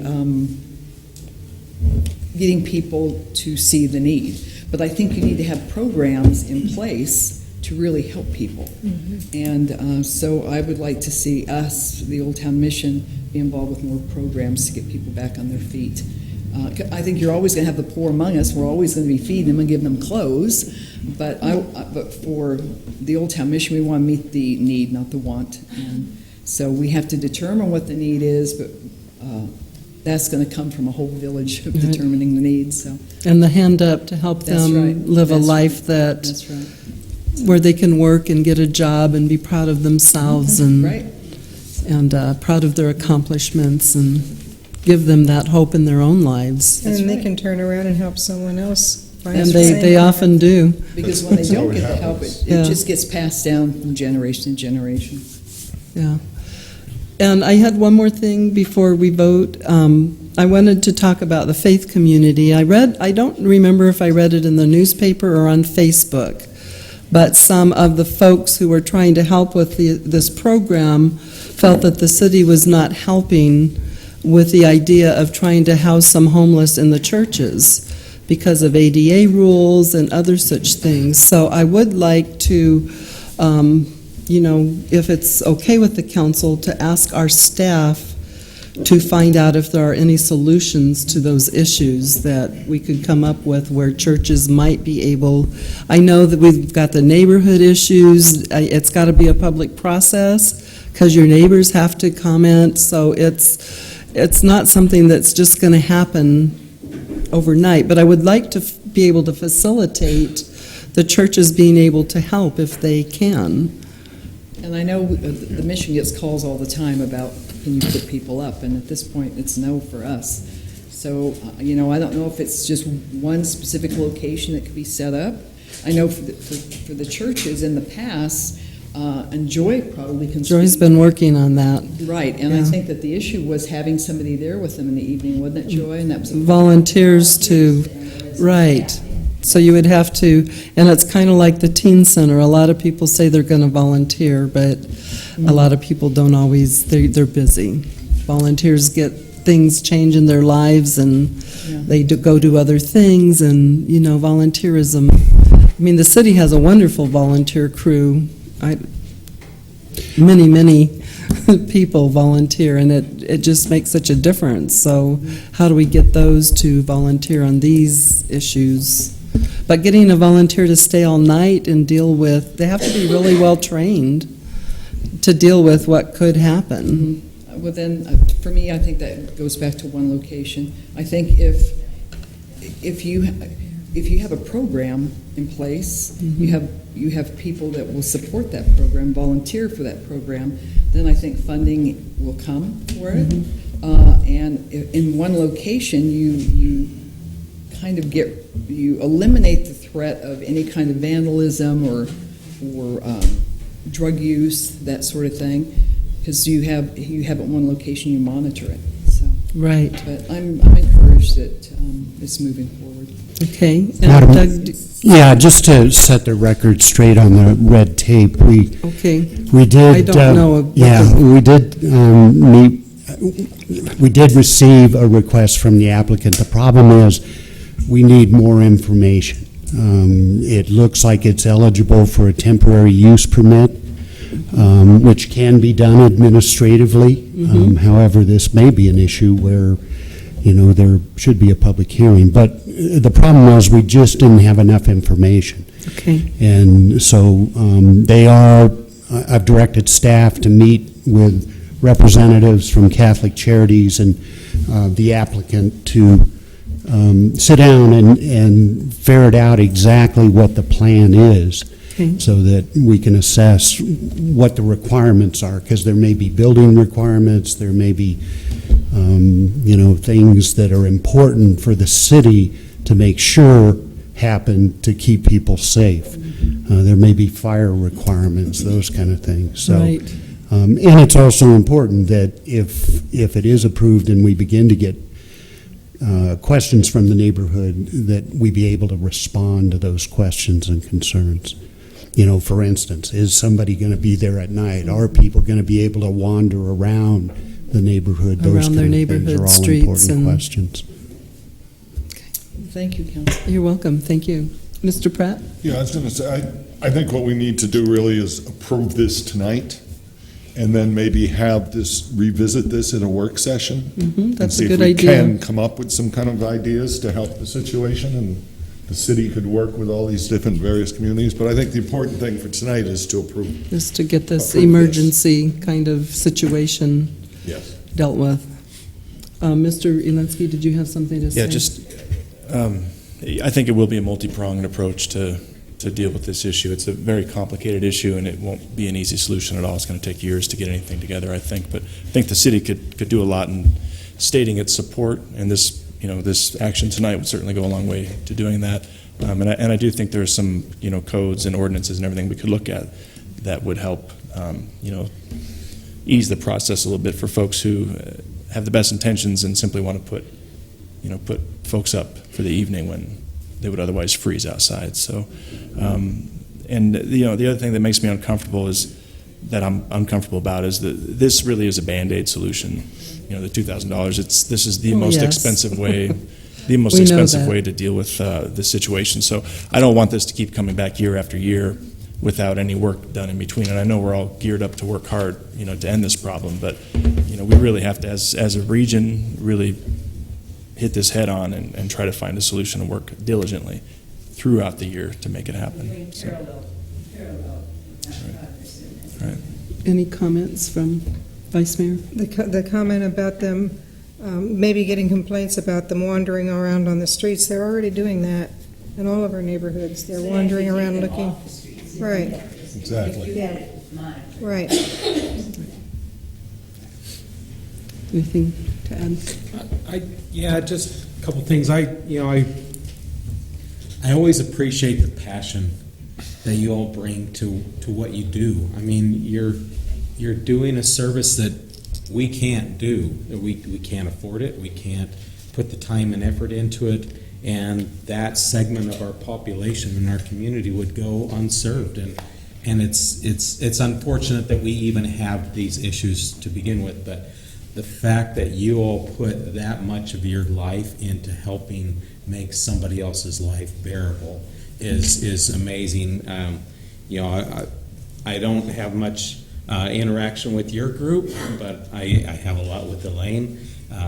Ms. Boudreau gave us a great tour of her facility this last weekend when she was having her festival, and to be able to see the lives that are touched by the diligent and hard efforts that people put into creating the resources, and it's just truly amazing. It's really, and this is the time of year where everybody loves to give and feel warm and fuzzy about that. But this goes on day in, day out, year round, and so I just really do appreciate the level of compassion and emotion you put into doing what you do, and I thank you for the city for doing that. Okay, anybody else want to comment? Yes, ma'am. If you could fill out later one of those yellow forms so we spell your name right in the minutes. All right, City Mayor, Madam, and the City Board members, I'm Regina Gillen, and I volunteer for Catholic Charities at the Thank law. you for doing that. And I just wanted to let everybody know we all work very hard. You do. It put in our time, and it's very rewarding for me. And like Randy Garrison said, he knows that people have compassion, and that's one of my compassions, is to help the poor. And if everyone gets together, like Darlene said, we can't do this all by ourselves. We need help. We need the whole Verde Valley to come together. And I think a lot of the people here do not know the issues or don't understand. I think they need, the outside population needs a little education and to know what's going on. And I appreciate you listening to us and with all your help and with the mission and Catholic Charities trying to do their part. And thank you very much. for Thank you. listening. They work very hard. So I would entertain a motion. I would be happy to make it. Make it. Okay, let me get, my computer has gone off since then. Okay, so I move to authorize a one-time expenditure of $2,000 to Catholic Charities to support the one-person, one-night program. Second. Okay, the mayor made the motion, Mr. Pratt seconded it, all in favor? Aye. Aye. Any opposed? Motion carries. Thank you all for being here tonight. Thank you. It's been a long 9 o'clock already. Now you see what we go through 3 times a week, or a month, I mean. Okay, so the next item is ordinance number 619, amending section 422, I2 zone, heavy industrial. Oh, hang on just a minute.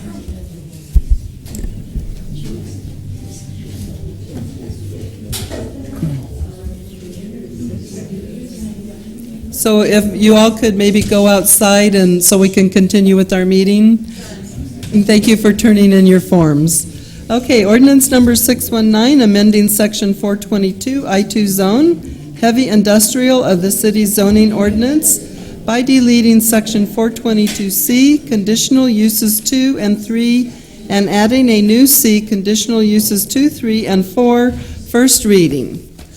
Thank you, Madam Mayor, council members. This is a text amendment to the zoning ordinance pertaining to the heavy industrial I2 zone.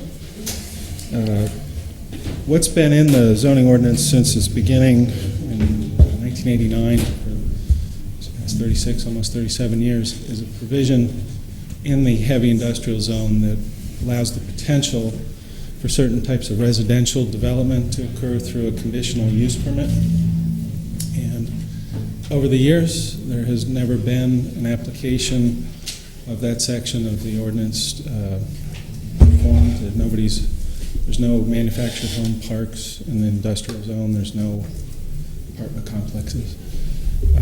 What's come up over the last year or two is inquiries into some of the land, in particular around the airport. And I think it's happened because Willard Street extension has opened up a whole area for people to look at. And then maybe the market is less driven right now by commercial or industrial and more at the moment to residential. And so we know that there's people who've done some land development, that put in the infrastructure and some of the subdivision process there. And they've been looking for just some use to do. And so what comes up is these questions, and we've had meetings with several different groups, and we really are compelled to tell them that, that just because it's a conditional use, it still needs to be thought out. How does it fit into its surrounding context? What's the impact on the other properties? Because it's not just that the residential uses might have an impact from a different kind of use that you'd find in an industrial area, but if the residential use goes in there, that has an impact on the viability of the industrial use as well, because you're not likely to want to, it kind of reduces what you can do with your property. So it really has to be thought out. And it's just created a confusion in trying to understand why, if it's listed in the ordinance as a potential use, is it's such a high standard to get it achieved. And it does seem like this type of use is more appropriate, and there may be some properties in the overall industrial area that are suitable on a case-by-case basis for some type of residential, but the process would be through rezoning, more likely. We think this just clears up something that's, conditions have changed over the years, and it just would avoid future misunderstandings and clarifies what the intent, even in the general plan, what the intent of the industrial areas is for manufacturing and industry and employment, and to allow some place in the city for those other uses that you need to have to fully function as a city. That's auto repair and salvage yards and contractor yards. And, so this is, I think it'll just help, just because there's likely to be more interest in those lands in the near future and in coming years. So it just clears up what the vision is of those areas. Yeah, get it settled now before we get busy again. We're getting busy now, right? I think it has been. I mean, Yeah. It's ramping up for the past few years. Right. So we did discuss this in pretty much detail previously at a work session. So it's not the first time we've read it or heard it about it. Any comments from members of the public on this item? We have one public left. Thanks for staying, John. I make a motion, Mr. Pratt. You have your hand up, or did you want to comment? I think it's a good thing. Oh, there's no motion. It's a first reading. Yeah, no motion. I just think you ought to go forward with it. This did go, the Planning and Zoning Commission considered it at 3 different meetings where there was a discussion and then looking at the ordinance. And they came back just to also add that there's a section to allow the opportunity for accessory residential uses, the caretaker's unit, or give some flexibility there, what an accessory use is, and that would be with some other permitted use in this manager's office, or just somebody who wants a mixed use in the industrial area as well. Okay. Thank you. Any comments? Other comments? Just wanted to say, I appreciate that the planning department looked into this. I think it's forward thinking. I feel strongly that we need to protect our industrial areas, and that's what this does. So thank you. Okay, so this is the first reading. Deputy Clerk, please read ordinance number 619 by title only. Ordinance number 619, an ordinance of the mayor and city council of the city of Cottonwood, Yavapai County, Arizona, amending section 422I2 zone heavy industrial of the city's zoning ordinance by deleting section 422C conditional uses 2 and 3 and adding a new C conditional uses 2, 3, and 4. Madam Mayor. It's a very interesting statement. Thank you. Okay, item number 6, eliminating the ICMA-RC 457 retirement plan and instituting a new 401k retirement plan for public safety employees. And Iris Dobler's here with us tonight. No, I don't quite look like Rudy, but good evening, Mayor, Councilman. Good evening. Welcome. Basically, there are 2 items in this, and I'll just kind of explain them a little bit differently. First, I'd like to say it should say 401A instead of 401K. Oh, so okay. In the motion, if someone makes a motion, it should definitely say 401A. 401As are for government employees primarily, and 401Ks are for corporate and private companies. Okay. So it should say A all the way through there. All right. First, we would like to eliminate the 457 deferred compensation plan that we have or did have with ICMA-RC. There were only 5 employees enrolled in that. We had, at the time, 3 other plans. Now we have 2 plans because one was canceled by the company. They didn't have enough Arizona membership, so they canceled it. But we have 2 other plans for 457 deferred compensation retirement that employees can select from and put their monies into. So we have already had Nationwide meet with the 5 employees who were in ICMA, and they have all transferred over to Nationwide with their funds and everything now.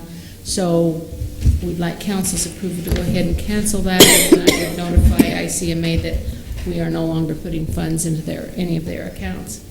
That's the first part of it. The second part would be to institute a 401A plan for the public safety employees, and that also is sponsored by Nationwide. There's actually 2 parts to it, or actually ASRS for regular employees versus PSPRS for public safety employee retirement plans. They both have a 401A plan, but the ASRS plan is so restrictive that we don't feel it would be best for us to even allow employees to join that, because if you put in, say, $25 a month, you have to put in that amount only until you retire or I think reach age 55 and a half. So if somebody wanted to drop out, they can't. Even if they quit working or lose a job, they can't drop out, is our understanding. And you cannot change the amount that you put into it and increase it when you start making more money or something like that. So that's why we are not recommending, staff is not recommending that we approve anything for ASRS members. However, PSPRS has the option of enrolling when they want, or if they want, or they don't have to if they don't want to. We could have 1 or 2 employees enroll, or we could have 20 enroll from the public safety group of employees. That they have the option of changing, enrolling, or getting out of, or changing the amount they put in once a year. So it's a much more flexible plan, and we would like to recommend that you approve that.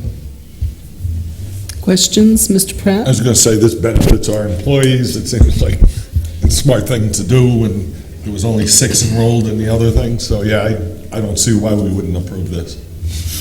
And I do like the last sentence says, staff recommends an employee contribution plan only, making it no cost to the city. Yeah.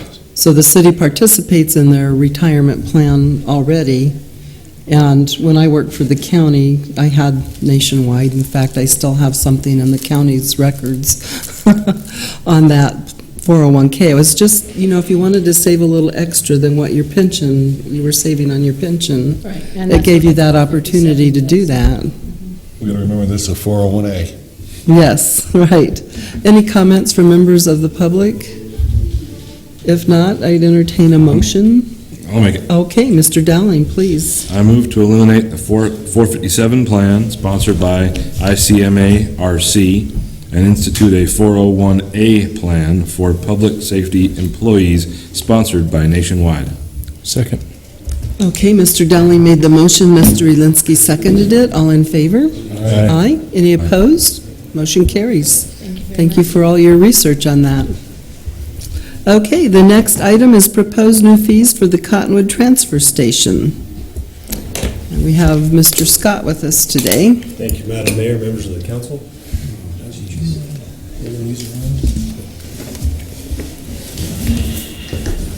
was about to take up too much of your time. I apologize for the long presentation at the end of the night, so I promise to make this as painless as possible. Can we just say yes?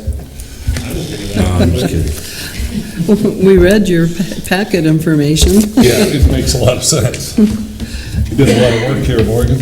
Yes, you have. Of course, we kind of charged you with doing that, and you followed through. Trying to bring our bottom line back, right? Yes, and that's one of the problems is, obviously, we're here tonight to talk transportation fees. One of the issues we've been having, so I'll wait to get this on the board. Apologize.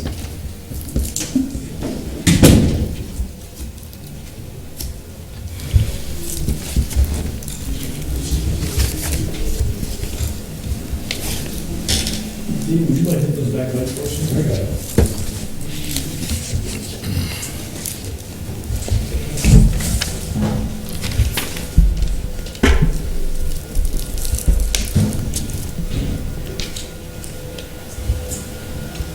Okay, so we're here tonight to talk transfer station fees, and again, I'll apologize for this as quickly as possible. Just a quick little recap on the transfer station. March of 2012, the city took over the transfer station from Waste Management because their contract ran out, and they weren't interested in running it any longer because they weren't seeing it being profitable at that point. So the city took over something that was already not profitable, and we increased the hours from 32 hours a week to 48 hours a week. In September of 2014, we made a change. Council asked us to look at starting to accept commercial loads, contract materials, and those kind of things. I apologize, we're just now getting around to collecting that year's worth of data and bringing that to you. So that's tonight, based on the direction you gave us last September. I want to take a second to explain what this chart is that we're looking at.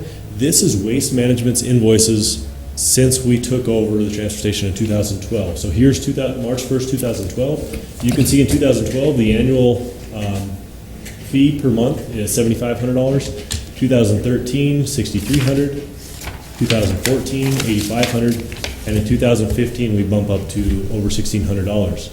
A couple highlights on this. You can see here September 9th, 2012, that's when we began accepting commercial loads. And you can see it basically increase pretty steadily after that. I did want to point out, you'll see an orange line right here.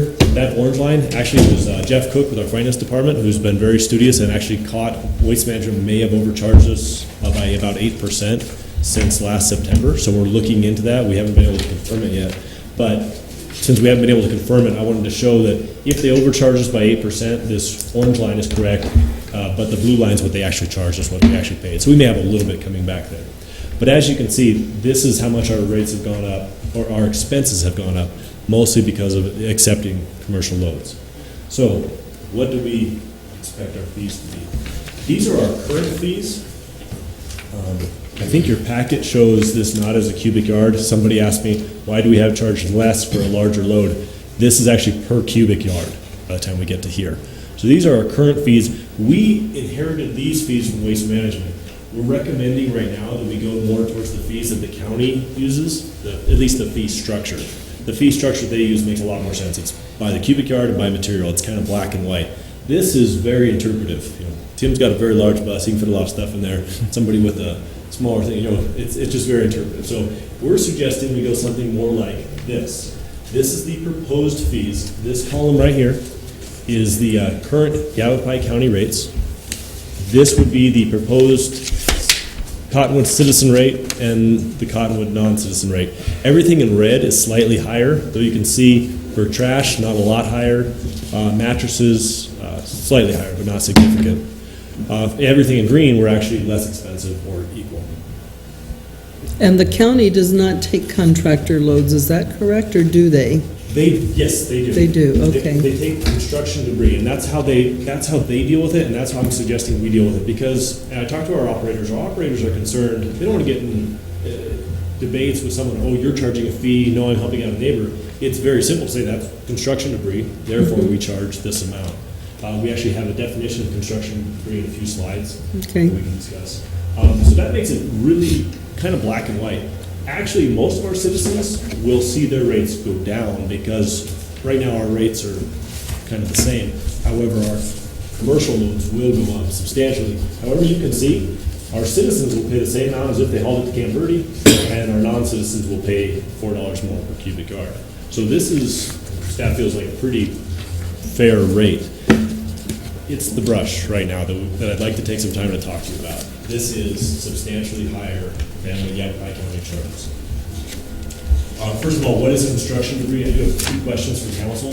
Last time you asked us about shingles and concrete. Right now, we do not accept concrete or mortar. Is council okay if we continue that? Yeah, we can't afford to pay for that. Yeah. We're already in the hole. Thank you very much. We'll continue to do that. Shingles. We have been accepting shingles in the past. We feel like we can continue to accept shingles at the new construction debris rate. Is that okay with everybody? Yes, because I've picked up a lot of those out in the forest. Yes. So, yeah. I think I would even be in favor of collecting concrete so long as there's a different rate to collect it. Because again, like Diane said, the stewards of public lands are out there cleaning that stuff up. If we don't accept it, then that's where it's going to wind up. So. The other thing we can do is, the problem with concrete is getting rid of it. There are some places that will take concrete for a fee. For instance, Hanson will take it if it has no steel in it. We can give a kind of an advertising flyer campaign if you'd like. Okay. Where you can take concrete. That's a good idea, yeah. So yes on shingles, no on concrete, but you feel, or do you mind if I interrupt them? Do you mind, sorry, do you feel like if they come in with a trailer full of roof shingles that your construction debris rate will cover the cost of hauling that? I do think so right now. Okay. I feel like that should be higher, but if it's just a load of roof shingles, I feel like you should charge more for that because it is so dense. Because construction debris is so loose and not as condensed as roof shingles. I think those will, per cubic yard, those are going to weigh Would you like us to ton more. look at that? We basically have to look outside of the county for that kind of information. So what are you asking them to research? Here's what I'm saying, is construction debris by nature is just a lot looser. It's not as condensed as roof shingles, so it's going to be, a trailer load of construction debris is going to have a lot of space in it, whereas a trailer load of roof shingles is going to be condensed and flat. So per cubic yard, shingles are going to cost a lot more to haul off than construction debris. A lot more. So I would think that you would want to, if someone's coming in just with roof shingles, you should definitely charge more for that, as opposed to mixed construction debris. If you'd like, I can I can do a little more research and bring back something on shingles. I think it'd save us money. I think it would help. You just want to bump it up to the non-citizen rate and call it $28? Well, I don't know, because I don't know what the weight would be. You're the one looking at the figures. It's nothing that needs to be done tonight, but it's something we shouldn't neglect looking into that in the future, in the near future. Yeah, we can find that out. I think that's all the questions I had on this. One thing I do want to emphasize, this might upset a few people, but basically if it comes in and it's commingled, we're going to charge the construction debris rate. And will you have flyers educating the public on that as well? Absolutely. Okay. The other thing I'd like to recommend, should council choose these rates, is that we don't change them until January 1st. Because that'll give us a couple weeks to put up signs and have flyers, let everybody know it's not just going to be a tomorrow thing. The fact is, they're still saving money from driving it over to Gray Wolf or even to the county, and time that they could spend earning a living. So it's still going to be a good deal. I don't see very many people upset about our construction debris rates.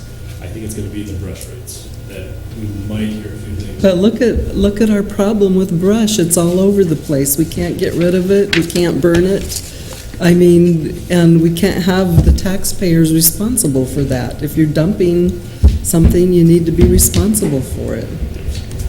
And we are very well prepared to explain that and explain the expenses that go behind it. For instance, these are the fees compared to the county rates right now, and yes, it is substantial. I just used an example. Somebody brings in a trailer that's 8 6 feet wide, 8 feet long, 4 feet tall, 7 cubic yards. The county, they're going to charge $10. Today, at our rates, we charge $18 or $27. Our rates right now are $70 to $77. So that'll be, an initiative or incentive for them to take it to the county, and then we won't have to deal with it. We're too small. We don't have the ability to deal with the brush. No. I mean, this is a small transfer station. I really think it should be focused on helping the citizens of the area. It's something, we just don't have the capability to do a lot of the things that commercial haulers need. Yeah, we're more equipped to handle households. Yeah, this is I for agree our with you. citizens. Yeah. And there is an option, so they can take it to Cameron, which is an inconvenience. But that's not as far as Gray Wolf either. I do want to run through this really quick. We did gather quotes. Can you pull that mic in, the heater on it? Sorry, thank you, Ryan. We did gather quotes last time. Initially, we thought this was good news. We asked for 50 bins, which we thought we'd be able to start getting rid of. Those 50 bins came in at just over $15,000. So far, we've hauled off 22 bins, and that barely keeps up with the brush that's coming in. So we haven't made a dent in our pile. We've just put it in those 22 bins. Based on those numbers, though, it costs us $8.50 a cubic yard just to haul it off. That's not the staff time to load it. In fact, it's been one streets department up there for the last 2 weeks, one streets department employee full-time. So if we want to continue to do this, I'd suggest we get 2 part-time employees, and that's basically all they do. And that's how we came up with that $10 and $11 per cubic yard. So it's a backhoe running full-time, the fuel, the equipment, and the employee. At these current rates, if we brought in the same amount of brush we brought in the past, we'd basically be losing at about $2,000 a year, which is pretty close to breaking even. If the amount of brush goes down because of the higher rates, if it goes down by 50%, we'd be losing at about $22,000 a year at the new rates. That being said, the last direction we got was to continue to haul the brush to the landfill. do we want, and we're paying $15,000 for those 50 bins. Do we want to consider the air curtain burner? We did get a quote for $18,000 to come out and burn all of our brush. And I'm not sure, when I say an air curtain burner, are you familiar with that term? They don't make smoke or bother people's lungs or whatever. It captures about 90% of the smoke, not 100%. I'm wondering, because we just spent $15,000 to try to make a dent, if it's worth an experiment to bring out the $18,000 and experiment with this air curtain to see, do we get complaints? Is this something we want to move forward with? It sounds like a good idea to try it. Just as an example, this is our brush pile today. It's, I apologize, very tough to see there. It's about 240 feet long, 40 feet wide, and 20 feet high, and that's less than 6 months worth of brush. Chief's still here. He might, I don't think we have the time, but he's very concerned about it. He wants us to get rid of it because of fire hazard. So we're trying, Chief, we're trying. My big concern with this brush pile. Would you come up to the lectern, please? Big concern with the brush pile is, in fact, we had a discussion a little earlier tonight, is we do stand a chance for some spontaneous combustion in there, because there's some of this mulching and things do it, and if you know, like hay and spontaneously combust with the right conditions. As we just keep piling things on it, we're building the right conditions for that to happen. It's an attractive nuisance as it is right now. Besides all the things that we have for the fire hazard, we've got rats and other things that are no doubt living in there. But last but not least, my concern is if it continues at this, right now we've got a lot of moisture, but by next summer this thing's going to become a tinderbox and we're going to have a real problem. So obviously I'd like to see the situation alleviated. We've let it go longer than we probably should have for the fire hazard alone. So if we got the burner, would that like take care of everything there for the 18,000? We asked the gentleman who rents us the burner to come up and take a look. The pile's growing a little bit, but at that time he estimated 10 days would be enough to take care of the pile. I went ahead and put this chart together. I apologize, I don't know why these values aren't showing up right here. Right now the blue line, that's hauling it to the landfill. As you can see, that's the most expensive option. The red line is if we go with the air curtain, and I actually built into that we bring up the air curtain twice per year. So the 18,000 is once per year. This is 36,000 plus a little bit of maintenance, moving the brush and everything else. It looks to me like it's worth an experiment. We can even notify Cottonwood Ranch, we can notify the people who are concerned, and we can see if we can save the city a lot of money. And then, all right, purchasing the air curtain would be, that's the 125? That's the yellow line, yes. And you can see there's a huge upfront cost, and then long-term it slows down. What I'd like to suggest is, what if we experimented renting? We might find out it's not worth it. I'm not suggesting in any way that we go out and buy an air curtain right now. Okay? It's worth trying it on a rental basis. I would suggest that, yes. Yeah. Why don't we just, we need to deal with that problem, but I don't know, I guess we essentially are saying we don't accept brush by charging so much. I just think, I mean, just in the, just to get rid of the problem right now, make the chief happy. Just don't accept brush anymore and deal with the problem we have, and then figure out some way to better manage it. But it goes out to the forest. Yeah. And then they have to burn it. Well, and then we also give stewards of public lands free vouchers to bring it back. So that is an option, to just say we won't accept brush, and we can advertise, this is where you can go in Camp Verde, these are the fees, and that's something the council wants to consider. It just seems like we're not, you're hauling off 15 containers, 40-yard containers out there, and you're not making a dent in it. It concerns me that we need to go ahead and say, for the next month, while we rent this air curtain, we're not accepting brush. Because I don't understand. I mean, the guy that comes up with his air curtain machine they'll never leave because we keep adding to the piles. So, it just, I don't know, worries me. But I think the rates essentially will make people go to the county instead once they do the math. No, it will make them go to the forest. They'll just keep on that road and washes. Yeah, they'll be full. So it's a challenge. I mean, most cities and towns, even Clarkdale provides brush removal for their citizens. And do you want your community to be clean? Or do you want it to, I mean, people just pile it up in their yards, or they'll throw it in the closest ditch, because you know Cottonwood is made of ditches. There's a ton of, I really think renting the air curtain and giving it a shot, as you said earlier, would be worth it. So what does Clarkdale do with its brush then? How often do they pick it up and what do they do with it? Patriot, doesn't Patriot handle it? Isn't it all in their? It's built into their rates. Yeah, they do. I think it's one or two, pickups. So they have a backhoe month. come out and pick it up and... I don't know exactly how it works. Okay. You know, I assume they lay it out on that. Maybe you know. Yeah, Councilman Garrett. it's part of their, so you pay for trash. Right. They collect X number of dollars, 14, they pay out 11. They take the 3, they put it into a fund, and then twice a year they do community cleanup where they bring in the things, and you just pile it next to your trash, and they come and pick it and put it in, or you can take it up and haul it in, dump it yourself. And, but it's built into their rates, so it's part of what you pay for with trash service throughout the year. All right. I'm not necessarily, I hear where Tim's coming from is, just why are we even taking this? I think the majority of the people will haul it to Camp Verde. Most people hire that out anymore, and the contractors are pretty much already resigned to the idea that they got to haul it away anyway. This is just more convenient. You're going to always get people that are going to dump. You can't stop that. But at some point, this just isn't financially feasible.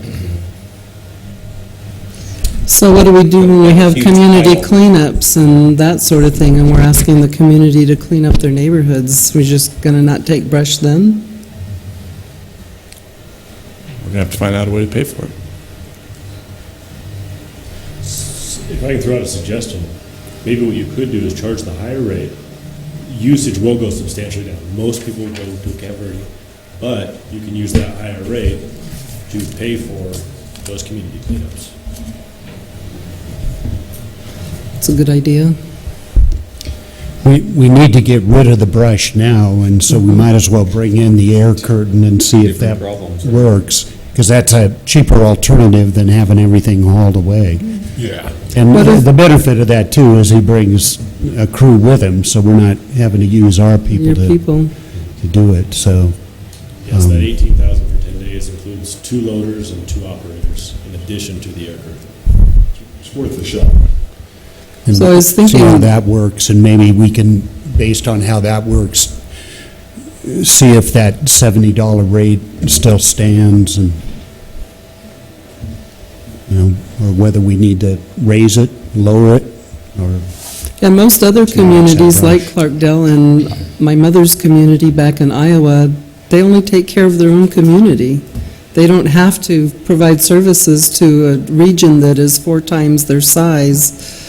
And so that makes a difference for us too. We want to keep Cottonwood cleaned up, but on the other hand, other people might take the brush out into the forest and dump it. So it's very difficult. So council, how do you feel about brush? You want to accept brush or not? I think we should at the higher rate, but I think we really need to try this air curtain burner. I agree. I agree with you, Diane. It's a tough choice, Mayor, because if we don't accept it, people will dump it in different places. And if we charge too much, they'll dump it, but then we just have to have more enforcement and try to mitigate it that way. Again, you look at it, the majority of the community we have to trust. Yeah, They'll do the right thing. 99% of the community doesn't go out and dump their stuff in the They forest. do the right thing, yeah. Yeah. But I think for now, at least, we have to rent the air curtain. We got to get rid of it right now. Yeah. That's the priority. That's the first thing we got to do. Yes. And then tackle. Yeah. So if you charge too much, but the thing is that we're not in this business to give away taxpayer dollars.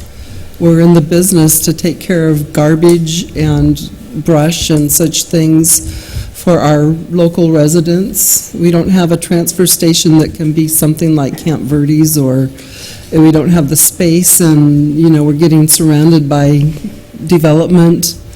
in our little area that we do have a transfer station, so we have challenges that, we used to could just burn stuff, and now we can't, because development has happened all around where we provide these public works services.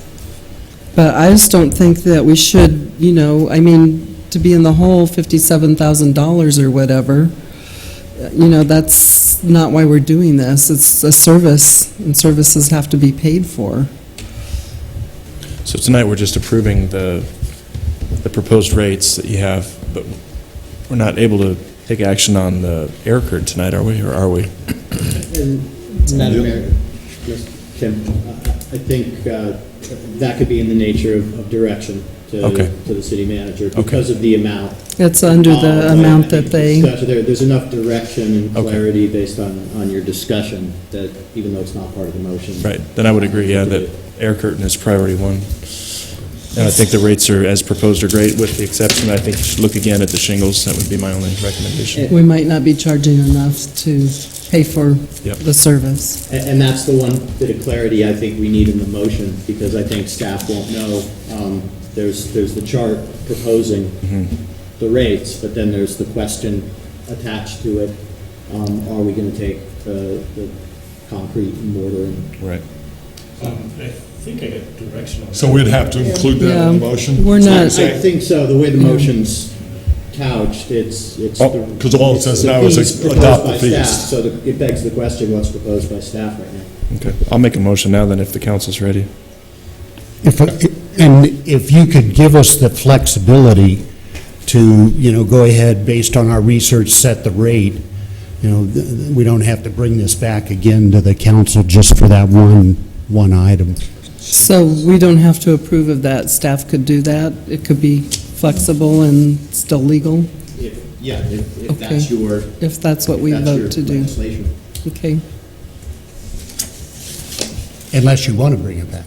No, I was just confident in making a motion, and now I'm not sure what you just said. So we're going to give staff the flexibility to adjust the rates? You're delegating the authority to establish the rate for that particular material. For the shingles, Establish the rate so that we aren't in the hole. Okay. You've got to charge for the service. Okay, then I'll make a motion to approve the transfer station rates as proposed by staff, with the exception of we're not going to be taking concrete or mortar.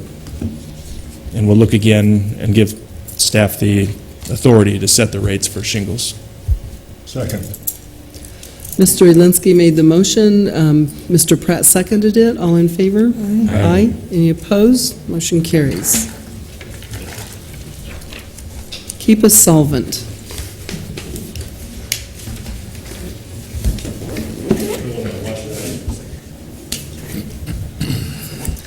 One thing I did want to say too is not taking the appliances in that for a little further discussion is appliance junkies takes appliances.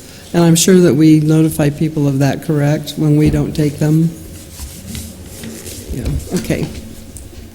I move to approve the claims and adjustments. Second. Mr. Pratt moved to pay the claims. Mr. Elinsky seconded it. All in favor? Aye. Any opposed? Motion carries. I move to adjourn. Second. The mayor made the motion. The vice mayor seconded it. All in favor? Aye. Any opposed? Motion carries.